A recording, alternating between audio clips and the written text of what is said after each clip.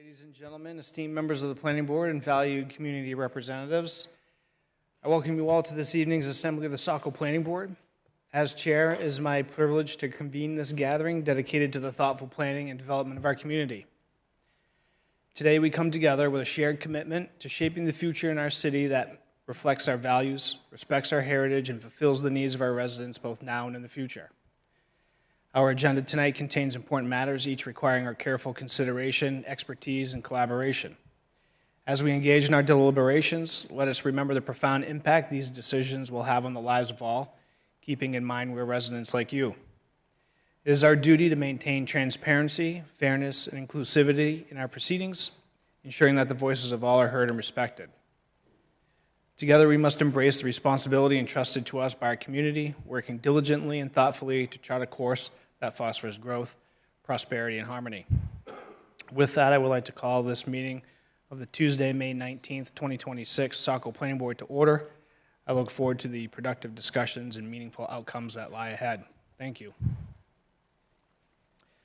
This evening with us, we have myself, Matt Provenzel, the chair, and to my left, we have our vice chair, Joyce Leary Clark, and planning board members Jeff Brochu and Catherine Palini, and to my right, board members Jim Moyer and Chris Gagnon.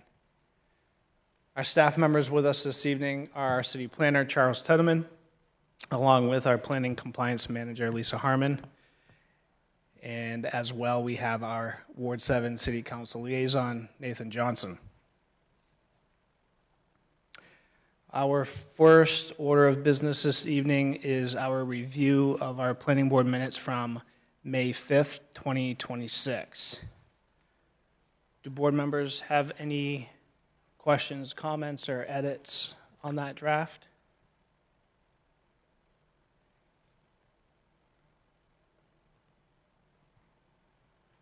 Mr. Chair, I'd move to approve the minutes of the May 5th, 2026 meeting as presented.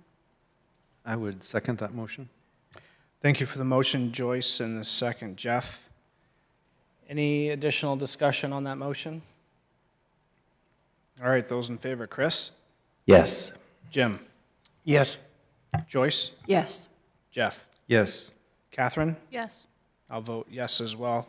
Motion passes 6-0.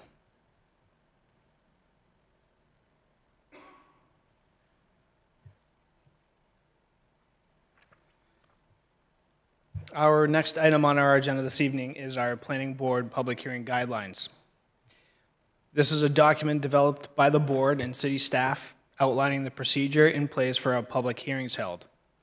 This explains the purpose of the public hearings and the outline procedure of reviewing an application, public comment, presentation, and meeting duration. There is a hard copy at the rear of the auditorium along with digital versions online. And if anyone has any questions, please let us know. We'll do our best to answer those.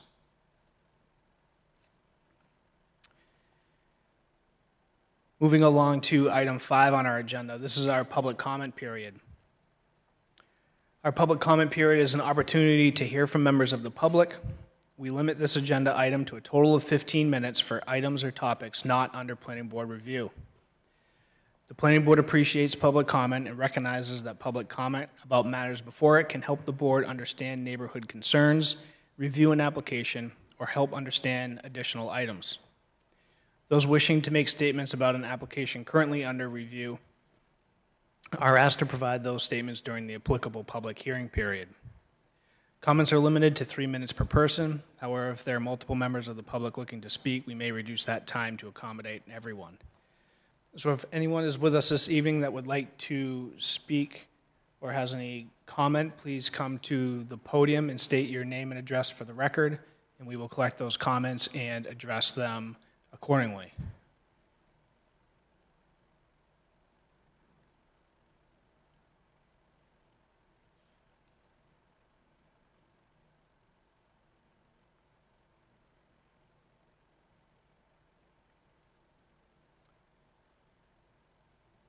All right, seeing no participation this evening, we will continue to our next item. Item 6 on our agenda. This is our planning applications under review and our public hearings this evening. We have 2 items on this agenda, this morning, And our first one being 83 Jenkins Road, map 89, lots 32 and 32-1. And this is a public hearing and application review for preliminary subdivision and site plan for an 8-lot residential subdivision in the West Residential Zoning District. Charles, anything to add on this item before we turn it over to the applicant? Not right now, no. Board members, any questions for staff before we begin? Catherine? I have a question about how old is too old for some of the documents. Like there's an estimate in here from May of last year, or how old can a financial capacity letter be before it's appropriate to request a new one or an updated one? Yeah, that's great. A lot of our documents we request to probably the most up-to-date. So we left this in here as it's always a draft letter of credit until we grab the final one, and then we keep those secured in our office and make sure those are reviewed by an attorney. We take the draft tentatively as that they have good financial capacity for the application. If it's something the board would want to request that's not out of the ordinary to have an updated financial capacity letter, that's very simple for applicants to do. So we can always request that, and that's not, again, not out of the ordinary. If you were, say the project were to approve, or any project to approve with a letter of credit from 2024, that's a year or two out of date, when they would come in for their financial guarantee, we would have them get a more recent letter of credit that we would have to accept. And then if they came back and said they didn't have that, then that's on the applicant. But if it's something that the planning board would want to request an updated one as part of future submission, it's a very simple request. Okay, because there's a quote in here for the culvert, like an estimate that's a year old, like with like, you know, the economy and stuff. Is it something that should be updated at some point, or? Yeah, typically if the board would like, we can request that that be revised. This is also preliminary. We've, in the past, if the project makes it to final, that's a good opportunity to have all those numbers revised as well. Okay, thank you. But definitely something up for discussion if we'd like. Jeff?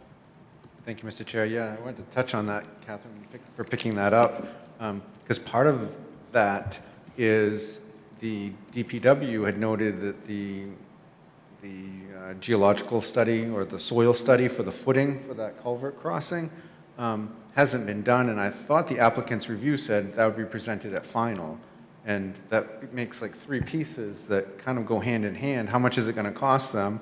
What does that footing really entail for disturbance within that wetland? And then do they have the financial capacity to make that happen? And are we okay waiting until it's submitted at final for that? So those are, at some point, maybe the applicant will touch base on Sure. that. But. Great. Any other questions for staff members before we begin? Any conflicts or disclosures?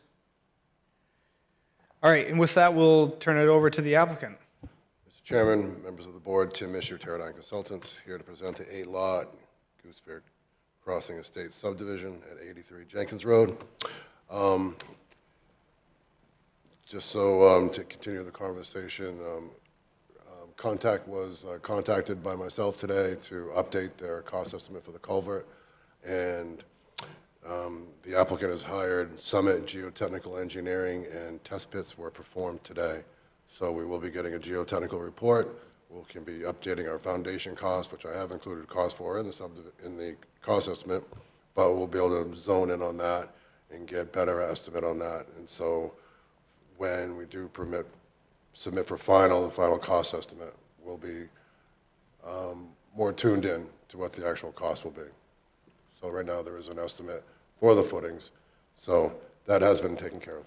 It's all in the process. So having said that, I'm just going to do a brief review of the subdivision, since I've been before the board several times and we've gone on a site walk and all that. So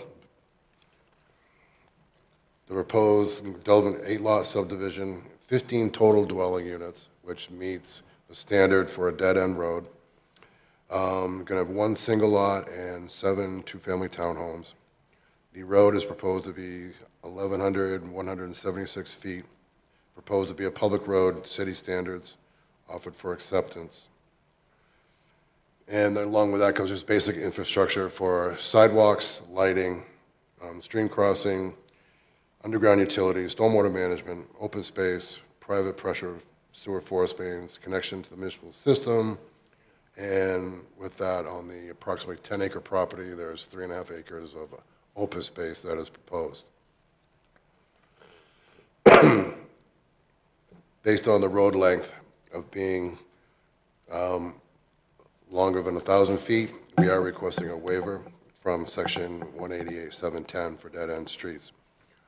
This seems pretty straightforward in my opinion as to why that is necessitated, as I provided more information in my application this time, that there's approximately 200 linear feet in order to cross Goose Fair Brook, in order to access upland areas of the property that we've all walked, and appears to be general in good condition for development.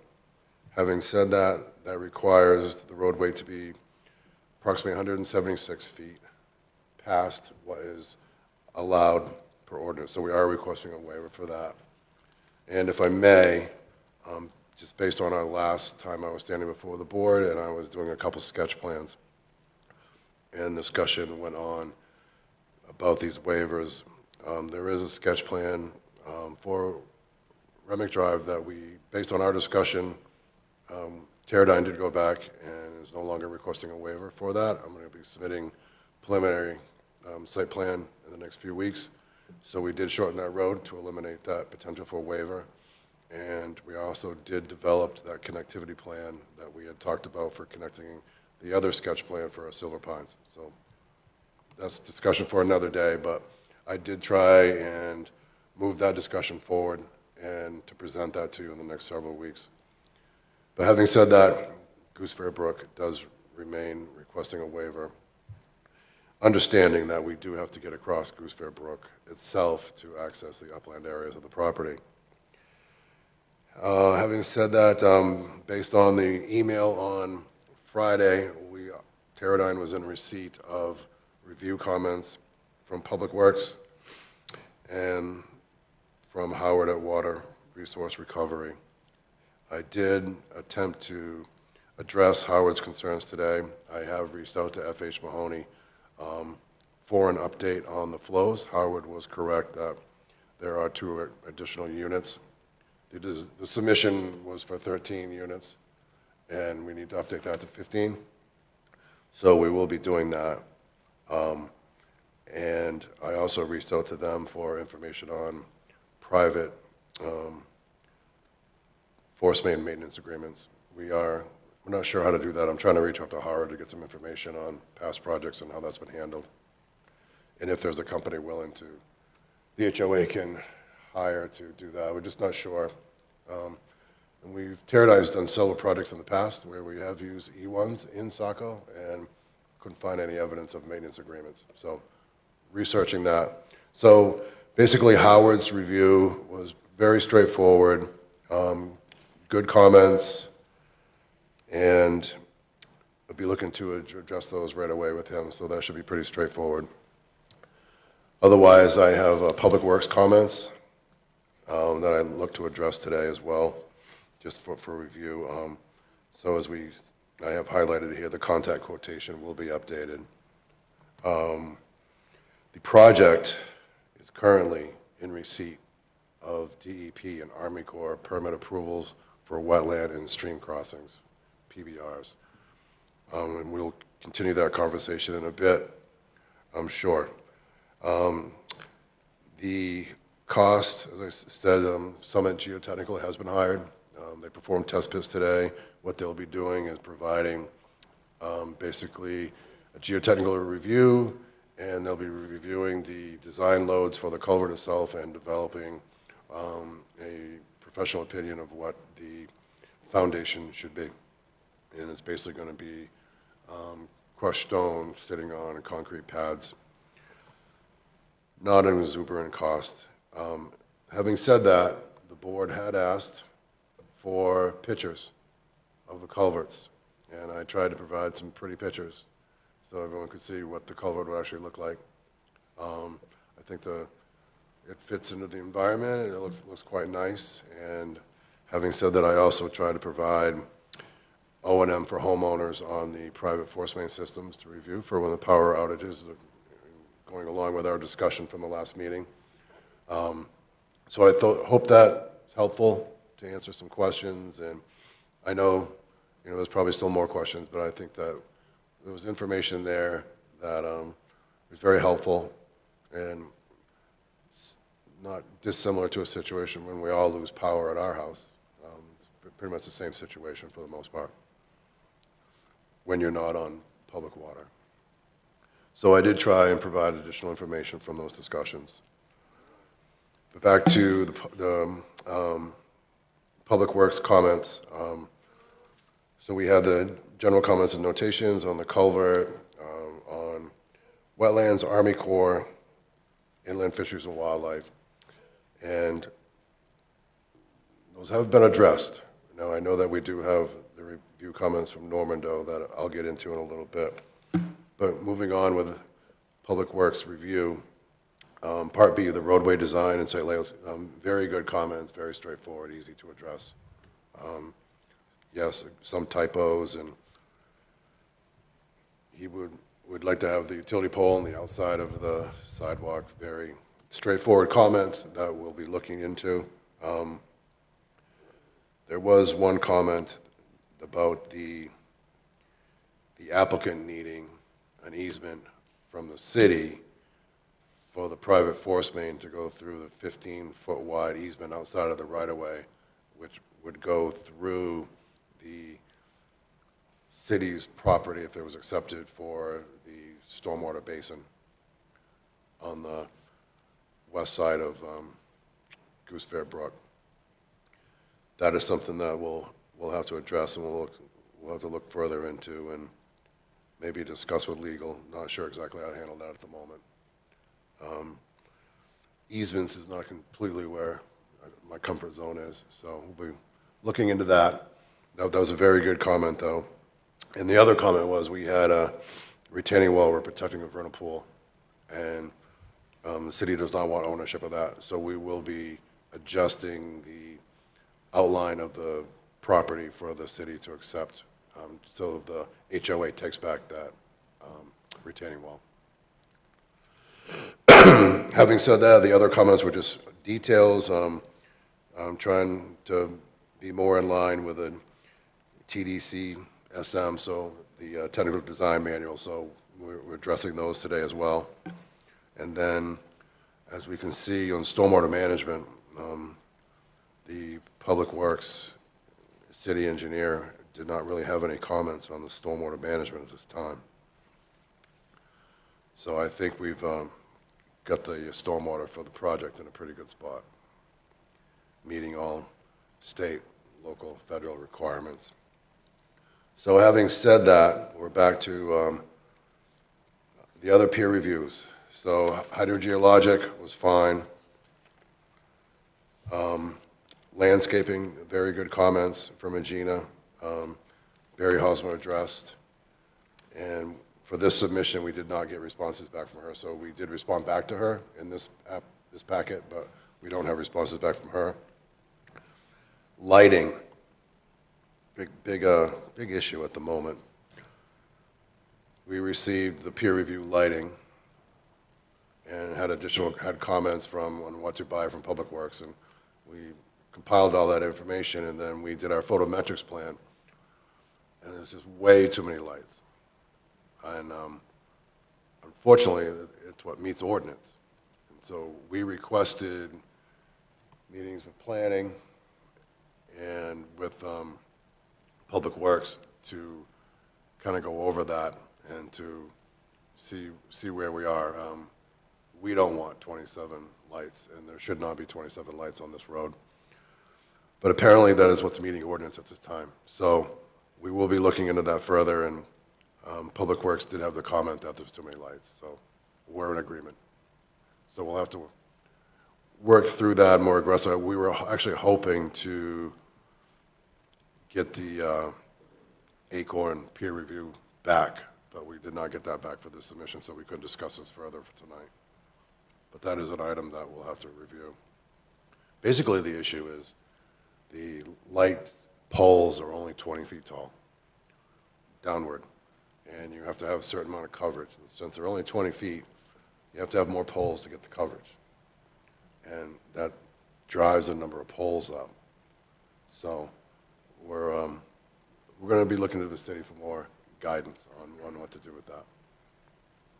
And I have tried to look at other projects that are on the website that are currently under review to see how that's being handled.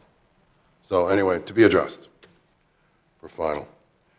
And now we've got the last peer review was Norman Doe. So basically, the applicant hired Longwood Associates to do the wetlands and vernal pools. That was done. And vernal pools are protected for the project. We are in receipt of Army Corps and DEP Natural Resource Protection Act permits at this time to protect the vernal pools and to disturb 8,450 square feet of wetlands for the project, and have a stream crossing permit currently in hand. Norman Doe, on the other hand, still feels that there's issues with the evaluation of the hydric soils on the site. Needless to say, Longview is not very happy with the additional comments. So what the plan for us is to have a meeting on site with Norman Doe, Longview, and Teradyne, and to try and resolve these matters. So one of the issues was down by the vernal pools, hydric soils, and whether there's more wetlands, and Norman Doe acknowledges that that can probably be addressed in the field.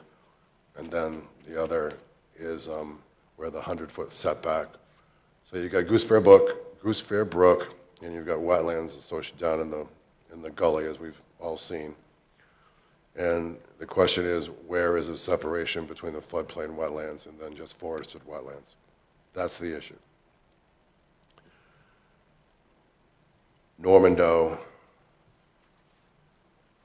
says on basically an Army Corps situation that it should be, that all the wetlands should be included in the floodplain for Goose Fair Brook. Longview disagrees. So that's where we are. Implications, while we're talking about it. If you look at the sheet 3.0, the grading plan clearly shows the 100-foot setback. It's the bold dashed lines. Everyone got them?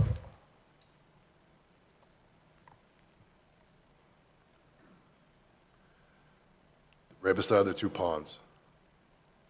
The bold dashed lines that run up and down the page. Sheet 3.0. You see them? Okay. That's the 100-foot setback based on Longview's interpretation of the floodplain associated with Goose Fair Brook.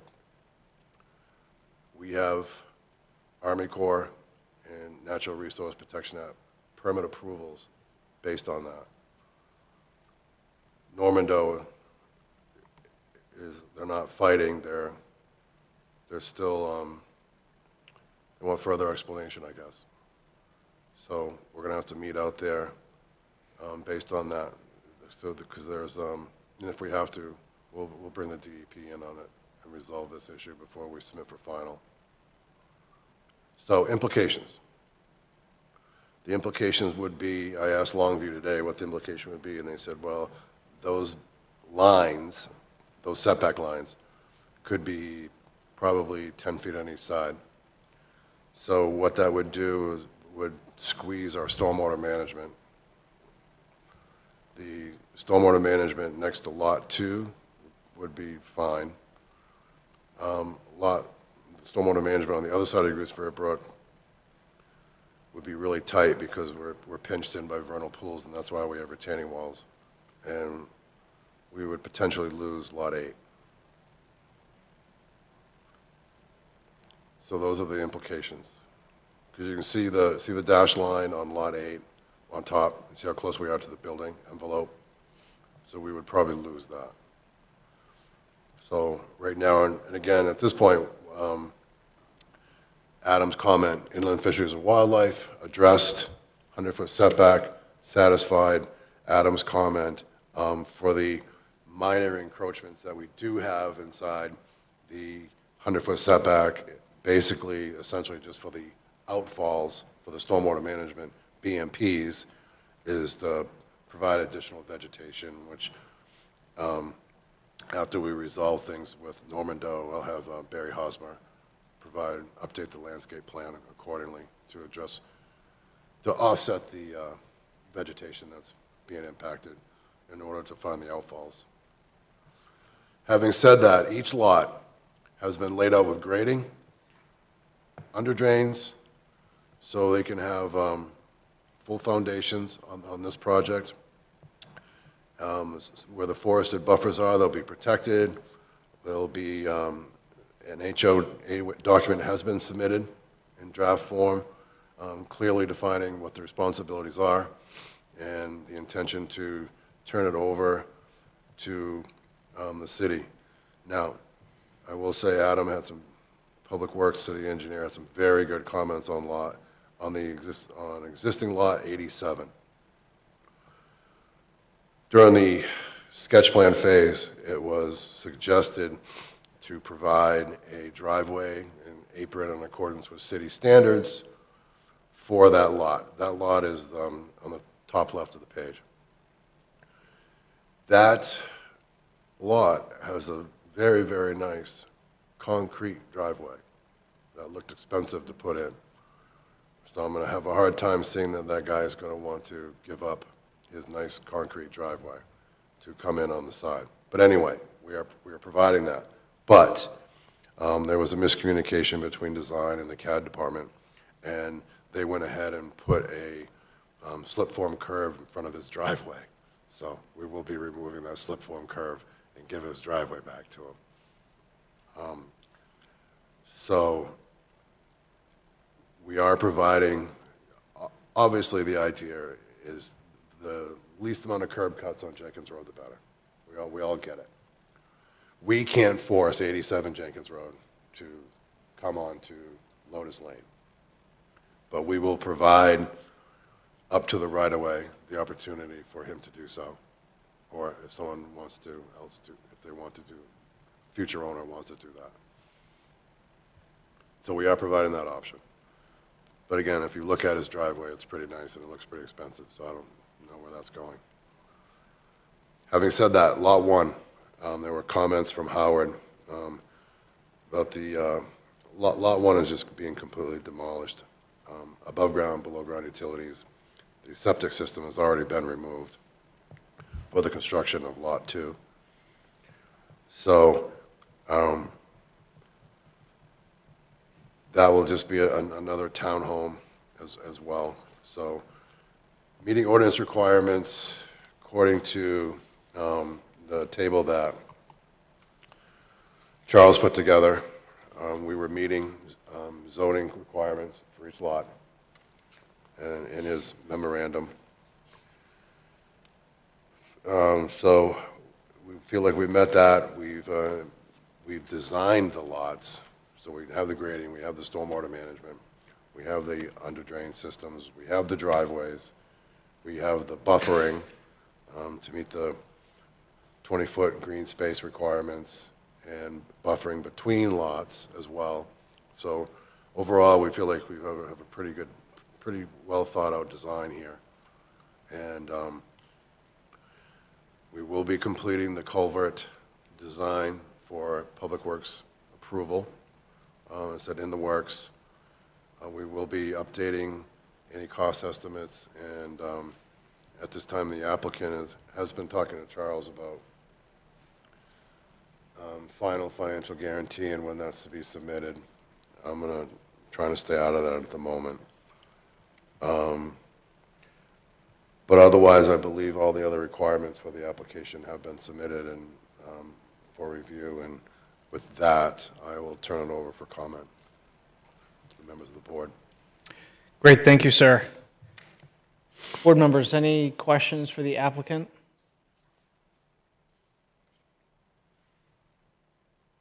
tried to be as thorough as I could and address all the issues. It was very thorough, thank you.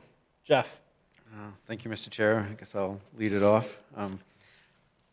So I just, I understand the Normando review is still kind of being worked out. Yeah, I understand that we just received that Friday. Understandable. Yeah, No, just to let you know. Yeah. I wish I could have had that sooner, to be honest with you. Because the delineation is what you just talked about, the boundary of the 100-foot setback of the stream channel, where that's going to be. You guys What the can hash that implications out. are. The 3 vernal pools identified should be confirmed, but They have been, they have been because you received your permits. correct. Okay, They've been, I personally submitted them to the DEP, and they've been reviewed. okay. And the permits were issued, you said, correct? Correct. And they're actually, planning department has them, Okay. copies.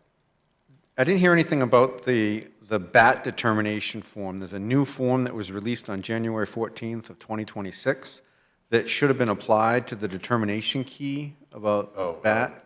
Yep. And then, If you- then they also asked about the roosting, that the structure that should be demolished, which I believe is Lot 1. Right, but if you look at Norman Doe's response letter, they signed off on my IPAC information I've addressed. I have not likely to disturb, and that's the golden one to get. Because that was the other one that I was missing. So the IPAC letter, It should be their last comment on Norman Doe's letter, if you have that there, on page 2. okay. Number 5, I don't have Norman Doe's letter in front of me.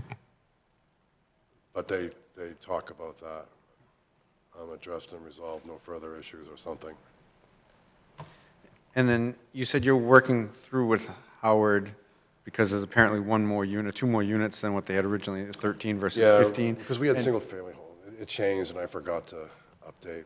Because did I interpret correctly that there has not been a capacity to serve letter issued at this point, correct? And you guys are still working through those flows? Well, the irony, I've submitted the application to Howard like 4 times, and I still can't get a letter from him. Okay, well, you had also mentioned that, there is concern about you guys would possibly be the very last ones that could be attached to Yes. the municipal sewer system in this Yes. area. So they're obviously still trying to get to a comfortable spot to release a letter. I am on it. Okay? Yep, I spent 2 hours on that this afternoon. Because that to me is a pretty easy one to resolve. And then there was comments about the E1 design for the air release valves. Yes. Is that specific because of the sag that you'll be creating by directional boring It is, underneath? or if you were going up on a hill, so it's where air can pocket, Mm-hmm. right? And then it affects flow. So I have gone back to, I can't answer that question. Mm-hmm. So I have gone back to FH Mahoney to provide me information so I can provide that to Howard. So there might be some more infrastructure that's going to be in an HOA-type area that's not in the proposed city right-of-way for that, correct? I'm in the process of writing a letter to Howard to address all his concerns and update costs and specifically to answer that question. I just don't know the answer to that. The other thing is, I thought that there was some zoning with regards to the construction of private ways and public ways and separation from driveways. So if you can't convince the existing concrete 87, isn't there a spacing requirement that we might need to, I'd have to look Well, that's into for a it. private drive, that's a driveway. But from a private way, maybe, So, if I may, remember that's the issue with Kamari Drive and Remick Drive that I'm trying to address. This is just a driveway. It's also the existing condition, so what DPW is looking at and suggesting by bringing 87 Jenkins into Lotus Lane, you're improving the roadway condition as part of the application, but they're not forced to. So Lotus Lane exists today as a private lane, or not, that driveway exists, that curb cut exists, but I'll confirm with Public Works on that. I don't think that's an issue because those are 2 existing curb cuts today, so we're not creating anything worse. But we're trying to improve it by bringing 87 in. but part of subdivision of land review, we'd be evaluating the alignment with the Colton's Lane on the opposite side, right? We're always looking for the quality of we alignment. addressed. Right. Tried to. Yep. It's almost at a 90 right across the street. Yeah. The final one that I had was the hydrogeological peer review. When they go and claim, one of our things is preserving natural resources, and it's very specifically called out with Saco Heath, but when they say that the recharge rate will be supplemented from the vast space of the Saco Heath, why, I guess I have why can't they just come out and tell us the recharge rate of the of the impervious area of your lot will be sufficient to recharge the demand, and leave that piece out? So basically what Haley Ward said was, you were too conservative. Mark Sensei was too conservative in his analysis, because you've got all that wetland up above that's flowing down through that bedrock. And that's why the conclusion was, we agree with your analysis, slight comments, but no further comment. Because I just want to make sure that I'm holding up my end of the standard of preserving and of the Heath Preserve, right? We're trying to be aware of that natural resource. Right. And I just would have thought So if they said, you're too conservative, you're on the, Yeah, it wasn't saying that this would drain it. It was just saying that there is underground natural flow that will come across the bedrock of the property just from that elevated area. Okay. Just as Goosefair Brook flows through. So anyway, it was an interesting comment. I always like reading hydrogeologic reports because I don't know a lot about it, so it's interesting. Mr. Chair, those are my key points that I had for questions. Thank you. Thank you, Jeff. Any other thoughts or questions from board members? Chris? My question is, if the wetland setback gets extended and you have to get rid of Lot 8, would you try to move that to the end of the road and extend it even further to try to make something work there, or would it just be, we lose a lot? That's a good question. So originally, when we had 13 lots and we were butting up against the turnpike, we had a 50-foot forested buffer setback from the turnpike right away. But what we wanted to do is, when we went to townhomes, it was we created more open space and we reduced the length of the road. And this worked out a lot better. It was stormwater management's easier. There's less impacts. It just goes on and on and on, right? So the applicant would have to leave that in reserved. But, we did go there once, and we went away from it, and we were happy to do so. We're hoping we can get this resolved. And again, I'm not a wetland scientist. I don't know a lot about hydric soils, so I have to leave it to the professionals. That's basically, as we all know, that's a kind of a sticking point of where we are right now, I think. Again, most of the other comments were pretty minor in nature, and I think overall it's a pretty good design. I think the actual culvert is going to look pretty nice. And, as far as the regulatory agencies go, they were satisfied with what was presented. So hopefully those comments don't impact those permit approvals, because those aren't easy to get. All right, thank you. Good question, Chris. Jim? So I think you've answered the questions that I had, but I just wanted to identify them, and if I'm mistaken, you can correct me. So I did have, I looked at some of the landscaping concerns, and it sounds like you've gone over Regina Leonard's comments pretty carefully, and you've made adjustments to your plan to account for. Yes, number one, we did a tree survey. So we identified those, and so we could beef up the landscaping plan. That's why I was hoping to get her review letter back, just to see where she is on that. But we will be getting it, and we can address further with her. Because, back where, unfortunately, where those trees are is where one of our major stormwater swales is. We're collecting all the stormwater off these lots. in the back, because it's flowing that way, so. But again, we walked the site, we walked down through that area. It's pretty wooded, it's pretty far away from the neighbors, and we're preserving the green space and providing more trees, so. Well, it's very helpful. It looks like or it sounds like you're working cooperatively to try to Oh, resolve absolutely, yeah. her concerns.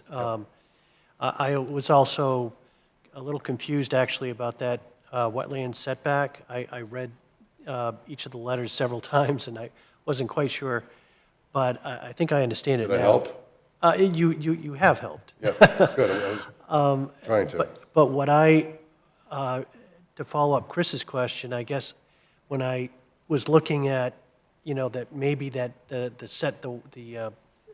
wetland setback needs to go further into Yep. Lot 8. Yep. I mean, my initial thought was, well, I guess it's going to be a single-family house instead of a duplex. Oh, it could be. Yeah. But I didn't know if that's one of the options, or if it, worst case for you. Well, I'm going to be completely honest with you, we're hoping not to change our plan. Well, So- I think you've done a lot of work on this, and you've done a great job, and it's certainly a challenging site, and, It is. but it'll be, if it works out the way you have it set up, it looks like it would be a very nice subdivision. So what we could do, actually, is if you look down to the end of the roadway, we could actually shift the townhomes down, and Lot 8 we could create enough room for a single-family home, probably, Yep. without extending the road. So the last question I had, and thank you for remembering about the E1 system questions Oh, I absolutely. had last meeting. I wrote those down. I wanted to get that information to you. I was curious myself. Well, so I guess I was just thinking about how these pump systems work, and if the power goes out, like, what happens? So if somebody in Lot 8 happens to have a generator so that their pump can still work, does that mean that the whole system continues to work, or do you need, like, several of these people to have generators so that the No, but pumping it means system that works? pump 8 or Lot 8 could still work because there's enough capacity in the 2,000 feet of line going down there, and it probably would settle down in underneath Goose Fair Brook, right? And as they said, since there's no public water here, you're going to lose your well during a power outage unless you have a generator. Yeah. If everyone's got a generator, everything works fine. If only 2 people do, then, there's plenty of capacity in the system. And then they said that the wet wells all have over a day of capacity themselves. Okay. Well, I appreciate that. That was a question that was just troubling me, but Oh, you had me curious as well. So I appreciate. went on a fact-finding mission for the both of us on that one. I appreciate all the work you put in and all the efforts you're making to resolve things with the reviewers. That's all I had, Mr. Chair. Great, thank you, Jim. Any other questions from board members? Jeff?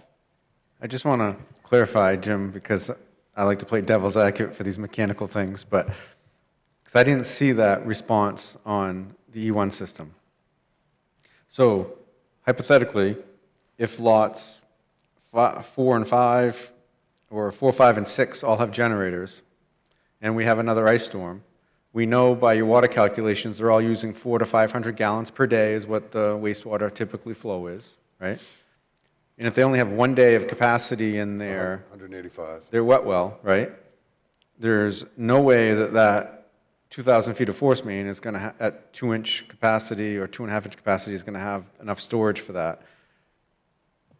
Well, Are there backflow preventers for all the other units? There are. I mean, or is there a point where we have a 2 or 3 day outage that now we have, effluent coming out of these air vents that are going to be installed, or that it's backing up? there's So, backflow preventers. because people are accustomed when they spend for a generator that now their well works and their wastewater works, they're going to be assessed a municipal wastewater fee because they are dumping into the sewer.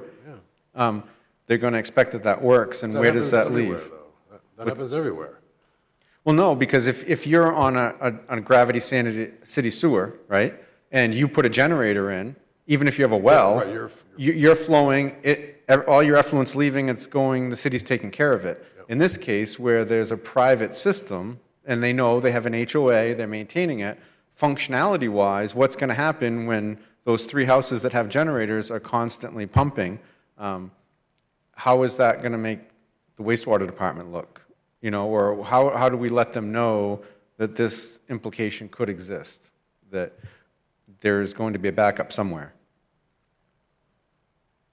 Well, all I can say is, as a homeowner, you better know how to run your home, right? And first and foremost, you better know how to run your home. You better know what your limitations are. If you are on this system and you need a generator, then you probably should get one. But I live on a well and septic, and when I lose power, I lose all the power to my house.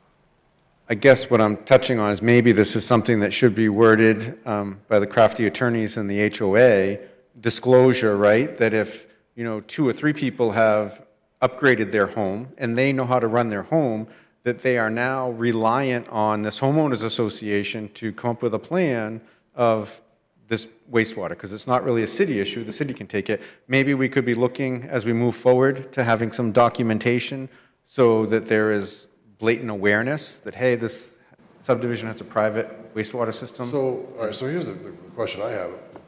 This is not the first E1 system in this city. Samuel Drive next door has an E1 system, or next to Remick Drive. They've been running it since 2020. So what are they doing? So These guys were. I'm just going to hop in, and we still don't even have a wastewater capacity to serve yet. And I hear Jeff's point, I hear Jim's point. I think there's concern about will it functionally operate just in these minor situations. I can bring these back to Water Resources. We'll get another submission. We'll bring this all together. As for, I think we should be mindful of the HOA document, so I think it's a good time to start thinking about that. We've been moving that towards final. So I think let's focus on we'll have the applicant resubmit to Water Resources, get review comments from them, and try to clean up those situations and have a better understanding, because I can't provide any additional context on it, and I don't even want to attempt to try. But I think what we can do is, put a pin in it for tonight, bring it back to the planning board, bring it back to Water Resources, and just clarify these questions, because I think they're all good questions, and seeing how other city systems run with E1, what is our protocol there? What did we do as part of that approval? I can look into that as well. So we've got an example literally right down the road with Samuel Marshall Drive. I'm doing a 13-lot subdivision in Falmouth on Wynn Road where the E1 is actually pumping uphill to the municipal sewer system. So it's not even going downhill. So maybe, Charles, with a little bit of research, maybe you can touch base with DPW, or I'm not sure, maybe Powers that another, be, yeah. maybe another, staff member that Maybe we need a lunch and learn. knows if there's been any problems or questions, concerns, or if they've heard anything I haven't said regarding that those word in a systems. while. Yeah, I can do that for you. All right, any other thoughts or questions from board members for the applicant? So I can go back to FH Mahoney and ask more. I can try and do more to answer these questions. Basically, if they came back and said each lot has the capacity to overcome the head for the entire system, so that if lot 8 is the only one with a generator, it's going to make it, then that's clear. You're the first one that's ever addressed and said, oh, each system has to work together, and that's what kind of threw up some flags for me. Well, that's how the E1 system works. But I'm going to write that down. Chris? My only thought would be, God forbid, if there was a failure, whose responsibility it would be to clean up that mess? Would the homeowner association Absolutely. be responsible for that? Private utility. Yeah, okay. And the wastewater division, Howard, is asking me for a maintenance agreement. Perfect. So I'm looking to furnish one. I'm just not sure how to do it yet. There must be a company that... what I did ask is, does FH Mahoney have a division that will do it. The HOA could work right with them. I haven't heard back yet. So I was hoping to bring that information tonight. Jeff? If it's not premature, Mr. Chair, it is advertised as a public hearing, so I was, if everyone on the board's done, I was ready to make a motion that we open the public hearing for 83 Jenkins Road. Thank you for the motion, Jeff. Second. Second by Jim, thank you. If anyone is with us this evening that would like, excuse me, any additional discussion on the motion? Those in favor of opening the public hearing for this item? Chris? Yes. Jim? Yes. Joyce? Yes. Jeff? Yes. Catherine? Yes. I'll vote yes as well. Motion passes 6-0. All right, with that being said, if anyone is with us this evening that would like to speak on this item, please come to the podium and state your name and address for the record. We will collect comments and address them appropriately.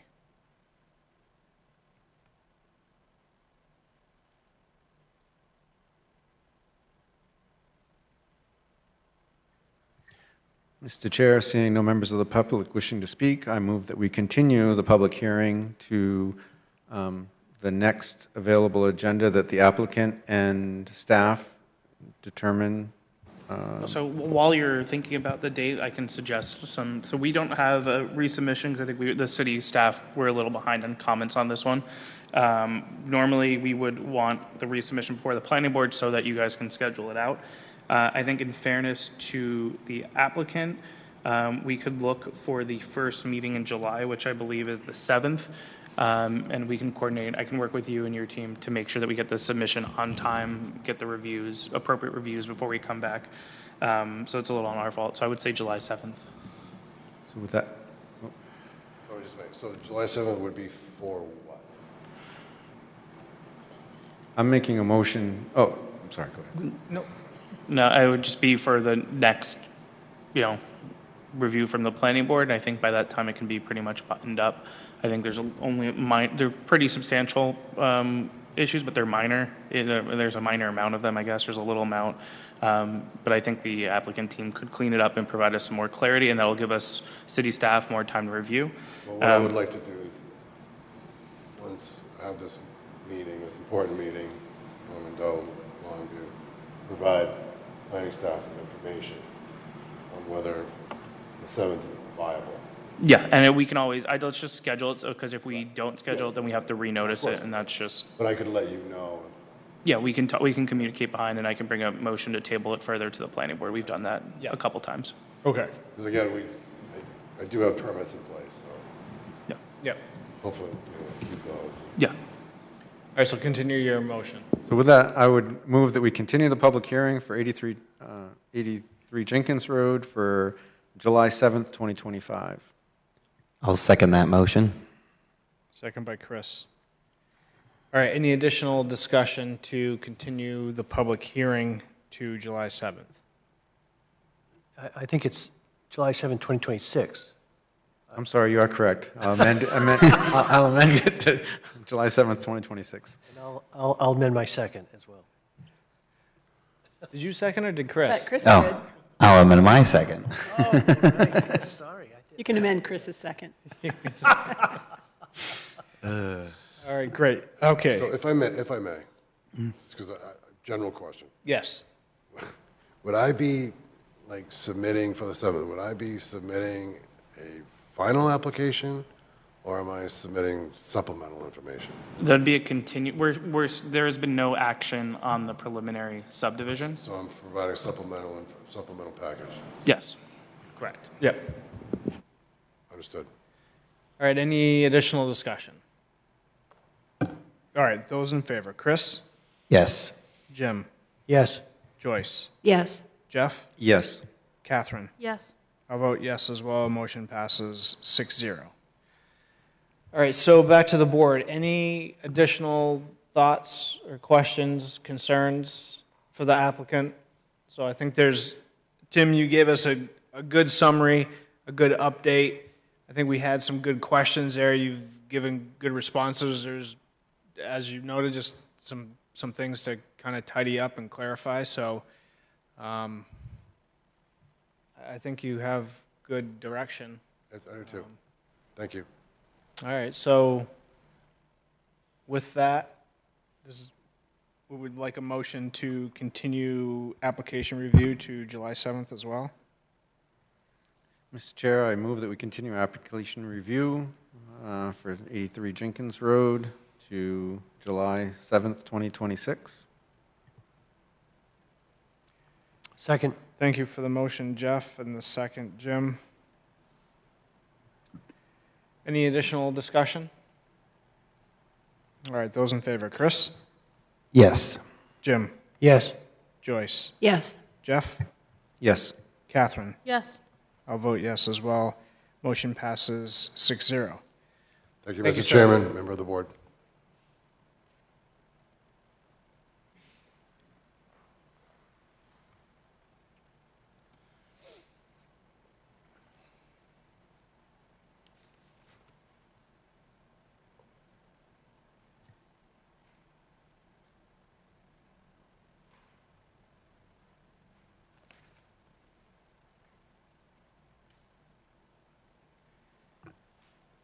All right, our next item on our agenda this evening is 952 Portland Road. This is map 62, lot 19. And this is a public hearing and application review for site plan and conditional use to construct a gas station and convenience store in the Portland Road zoning district. Charles, anything to add on this item before we begin? Nothing, I have some stuff that we can talk about that were in the memo, just for clarification of next steps, but when that comes up, and I'm sure Drew might speak to it as well. So I'll let the applicant introduce, and if I have anything to add, I'll let you know. Great, thank you. Board members, any questions for staff before we begin?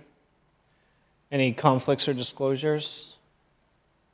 All right, and with that, we'll turn it over to the applicant. Good evening. Drew Olejowski with Haley Ward, representing Route 1 Gas LLC. So following up on last month's completeness review, we had some outstanding comments from the board as well as from city staff and the peer reviewers. So I just wanted to jump right into those. Starting off with the exterior lighting, DPW and the peer reviewer were both mostly happy with the layout that we provided, but there were some outstanding concerns regarding the canopy lighting around the fuel pumps. I wanted to preface this by saying that our gas canopy area was designed by Portland Pump Company. They've done dozens of gas stations throughout the state. And the lighting layout that we included in the canopy area, it was designed by them. It's their typical light fixture, their typical layout. But we are expecting there to be foot candle levels higher than 20, which is the city standard for canopies. So I guess my question for the board and for Charles was if that definition of canopy did apply to gas station fueling areas. Obviously, we have customers who could be there at night out of their vehicles. They have their phones and wallets out doing the transaction, so we do want that area to be very well lit just for security and safety. So pending what that actual definition is, we may request a waiver for that item because we are expecting to have light levels higher than the 20, which is the standard.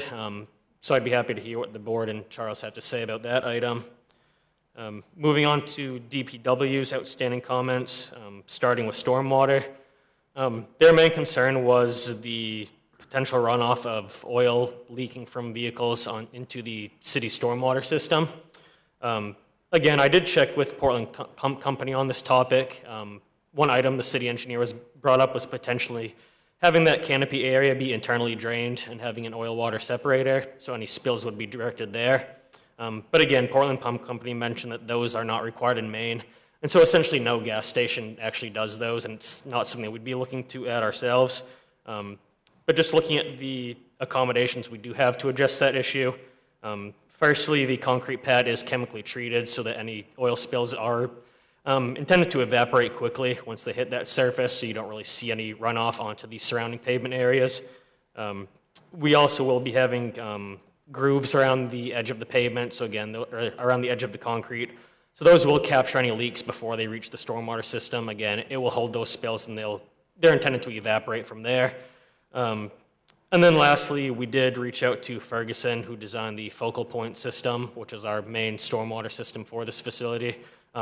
They confirmed that these systems are able to handle oil spills. So again, we think between those various methods, that issue has been addressed. So We'll look to get that final approval from the city engineer, but we believe that's taken care of without additional measures.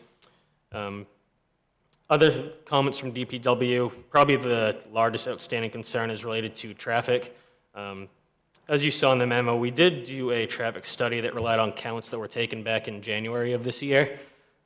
We did provide a pretty conservative seasonal adjustment factor to those numbers because obviously there's more traffic in the summer months. Despite that, the city's peer reviewer did request that we do another set of traffic counts, which we're hoping to do. I think they might have been done this week or next week. So we'll be providing a new traffic memo based on those updated counts. Because we did do that seasonal adjustment factor already, we're not expecting any changes to our study or the conclusions that come of it. At most, as far as mitigation goes, we might need to adjust the traffic signals adjacent to our site. But again, we're not expecting the actual counts to exceed our adjustment number. So we're not expecting any changes to come from that. The other topic was the access onto Route 1. From our previous submission, we did add a driveway median to help promote the right-in, right-out only configuration that it's intended for that access point. Again, we discussed this item in depth with the city engineer last week. He was happy with the direction we were going with that, but he seemed to be looking for a bit more just to help really emphasize that cars can't be turning left off of Route 1 into our site. We are planning to present a few more options to him. I think our main addition will be signage on Route 1 prior to the intersection, really telling customers that if they want to access our site heading north, they will have to take a left at the intersection and access our site from there. So with that, we're hoping that the city engineer does approve of our design. We'll go from there. So some of the other smaller items that were brought up, noise. We do have roof-mounted HVAC equipment. It'll be on the back side of our building, screened from the public way. I took a look at those equipment spec sheets as far as noise goes. They are expected to produce decibel or noise levels around 65 decibels. Those are about 25 feet from the rear property line. And so once we get to that line, they'll expect it to be less than 60 decibels, which is the city standard for commercial zones. I know there was another comment from the water recovery department. They commented on our calculations on how we sized our grease trap. We did provide them calculations very early on in the process, back during the sketch plan review. So I'd be happy to get them updated calcs now that we're further along with our building's plumbing design. So hopefully we can get that issue taken care of with them directly. I know there was another comment on snow removal. On our site plan, we did add a few extra areas along the rear of the site where that snow will be stored. So we think we've added an adequate amount of space for that. So we think that's been addressed. So yeah, I think those were the major outstanding items. Again, there's a few items to address with Public Works, but I think we have it pretty under control. We're not expecting any additional delays from that. So with that, I'd be happy to turn things over to the board and hear any other questions or comments you all may have. Thank you. Great, thank you. Board members, any questions for the applicant? Joyce? One, of course, I can't find it now, but I was thinking that DPW had a question about the waste lines from the restrooms. Yeah, they had a question, or they just wanted to make sure that those lines weren't going to the grease trap, so we can make sure that those are directed to their own separate service, and those will tie in downstream of the grease interceptor. Okay, so that's in progress if it hasn't been that's clarified right. already. We just received those comments recently, so we haven't had a chance to revise our plans yet. Sure, thanks. Great, thank you. Any other thoughts from board members? Jim? So you've addressed almost every single one of the questions that I had before, and I appreciate that. I was still just a little confused about the fuel trucks and when they'll be, if they come from the north, it would seem pretty obvious they would enter the site in one of those the north entrance. But trucks coming from the south, I guess they would turn onto Flag Pond Road and then take a right into the site. Is that right? That's correct. But I did want to note that the Rinaldi's fueling terminal is located north of this site, so it's pretty much 100% of the time they will be coming from the north. So assuming that, and I was just looking at your, on the application, I guess it's page 8 of 14, and it shows the diagram of the truck, how the trucks move, the truck would move in. And I was just a little confused because it looks like that truck, depending on what those lines mean, they sort of go right over the, whatever little barrier is in the middle there.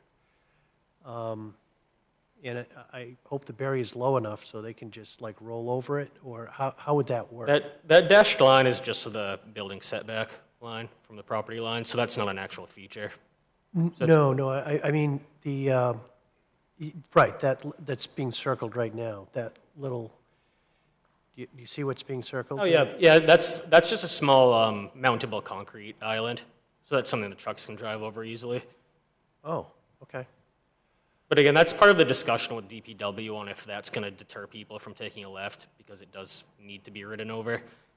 So we'll see if we can expand that, maybe make it more obvious that it's a barrier. But again, it is meant for the trucks to ride right over that. Oh, that was my exact question. Thank you very much. Problem. Thank you, Jim. That was my question as well. Any other thoughts or questions from board members? Jeff? Thank you, Mr. Chair. Yeah, Drew, I was hoping you could clarify a little bit where the traffic studies, yours didn't mention it, but the peer review talked about level of service at the intersections, like nearby this, Cascade Road, already, and at Jenkins Road being of a level of service F. And I thought yours had it as a level of service E. But, just kind of echoing on that, obviously traffic is a concern out there. And just for us to be kind of focusing on this controlled movement that DPW is talking about, if this was, like a subdivision review, we have very specific protocol when the level of service is already at an F. And, just for conversation's sake, level of service F is over a 50-second delay at the lights. And, we're talking about an increase of 74 seconds northbound at Cascade Road in the afternoon is what the peer reviews said. So I'm just trying to get a sense of, how far can you go to truly minimize and make this site as efficient as possible? Because, the logical side of me is saying, hey, it was already a gas station. It was a gas station for years until it went dormant for like 10. And they want this development out there, so we need to have services for the people that are moving out there.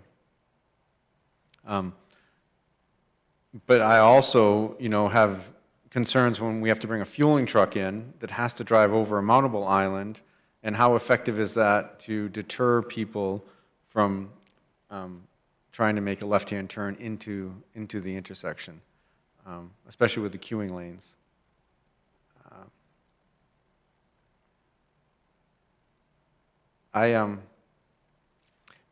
Can staff say, is this a section of the road that they're proposed for the road diet, or is it stopping at Cascade Road? There is currently no proposed lane reconfiguration going on right now. The just context, that's not happening this summer. Those talks have paused and are not happening. We have, how I can answer that question is that we did reach out to DOT because we have the same concern about making left across 2 lanes, 2.5, there might be the turn lane back there, lane of traffic in terms of access on Route 1 while it is in our urban compact zone, so it is the city's decision ultimately. We do want to coordinate with DOT on this because of just the site location.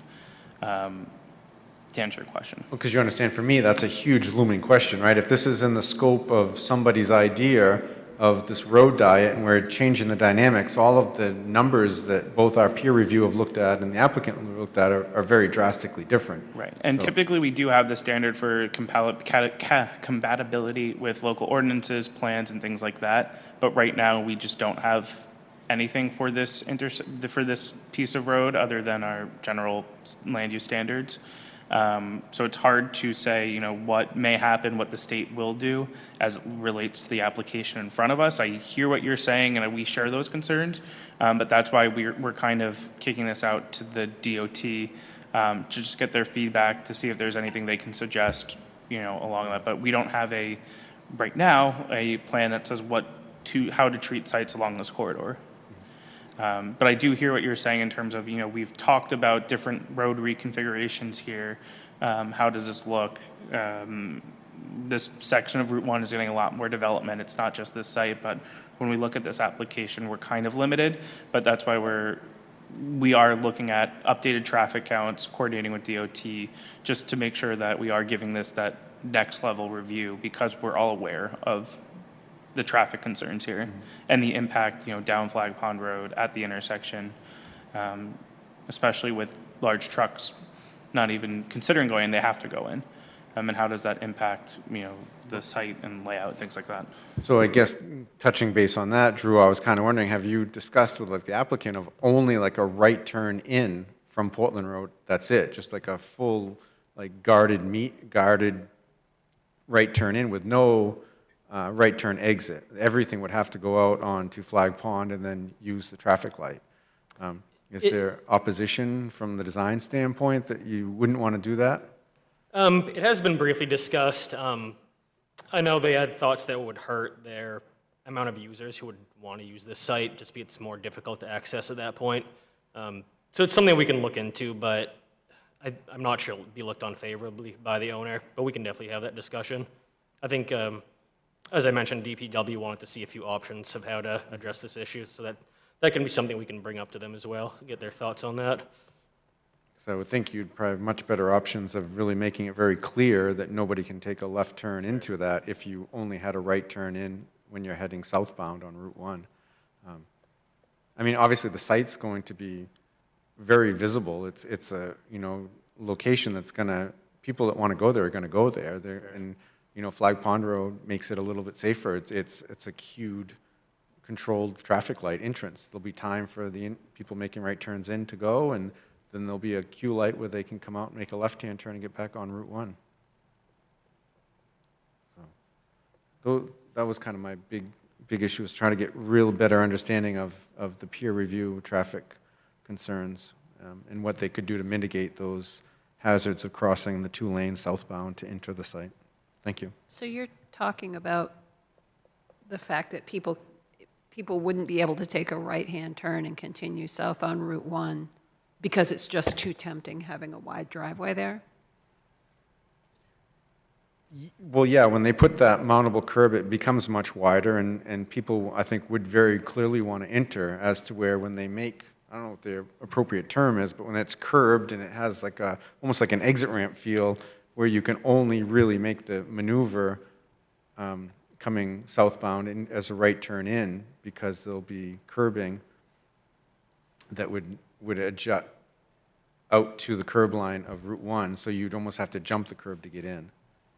But this layout here doesn't deter folks from taking a left hand out or taking a left turn in. That's where the concern is, and coming across all the lanes of traffic. It's not everyone knows how to even work a left turn lane all the time as well. So I think that this is a concern of mine as well, the traffic and that egress and ingress out of that space as well. So that's where one of those suggestions was a right turn in, right turn out, and then now you asked that question about right turn in only and no right turn out. And what does that do? So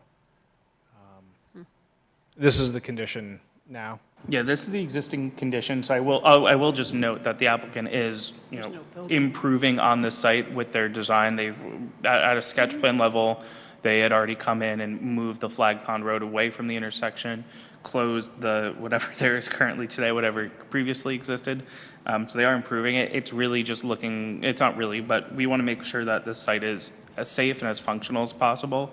And while we can put in a median, our concern is if you can put in a median and indicate that it's right in, right out, I still think people will make this left-hand turn. People make those we have no left-hand turns today, so we're trying to figure out what the best function is. One of the difficulties of, putting in a median is that that's when we have to go to DOT, and that becomes a lot on the applicant to do that. So we're trying to figure out if there's anything, really what we can make this a safer, more accessible site for everybody, without going to that level, because that's when the coordination with DOT becomes a little bit more intense and it's a little bit more on the applicant. So that becomes a little difficult. But we're looking at solutions and other mitigation. And so I know that Drew's already working on some potential mitigation things with signs further down. So I think with updated traffic numbers, when it comes back to the planning board, we will have, I think, a good answer, a way to move forward, and that's coordinating with DOT, Public Works, and the applicant. And I think we're all in favor of making this better. Charles, when you say the median, are you talking about an on-site median or No, if there's, off-site? we're trying to avoid generally trying to do any work within the Route 1 Portland Road right away. Okay, all right, that's what I thought you were getting at, but a Yeah. median on-site with a right turn in or a right turn out, that's not what you're saying.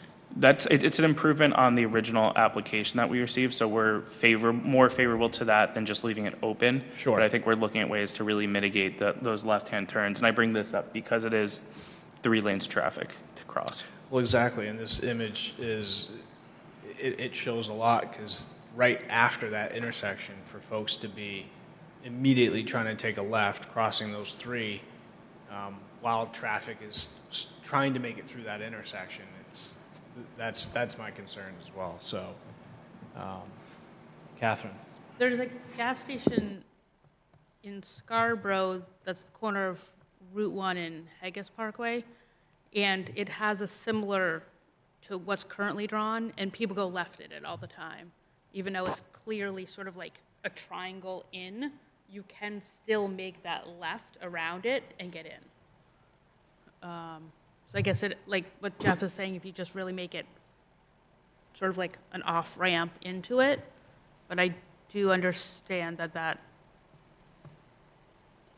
will make it harder for people going onto Flag Pond to then go right. Like, it's not as sort of like easy access out. But yeah, I know in Scarborough, people make that left all the time. Sure. Even though it's very clearly marked, so.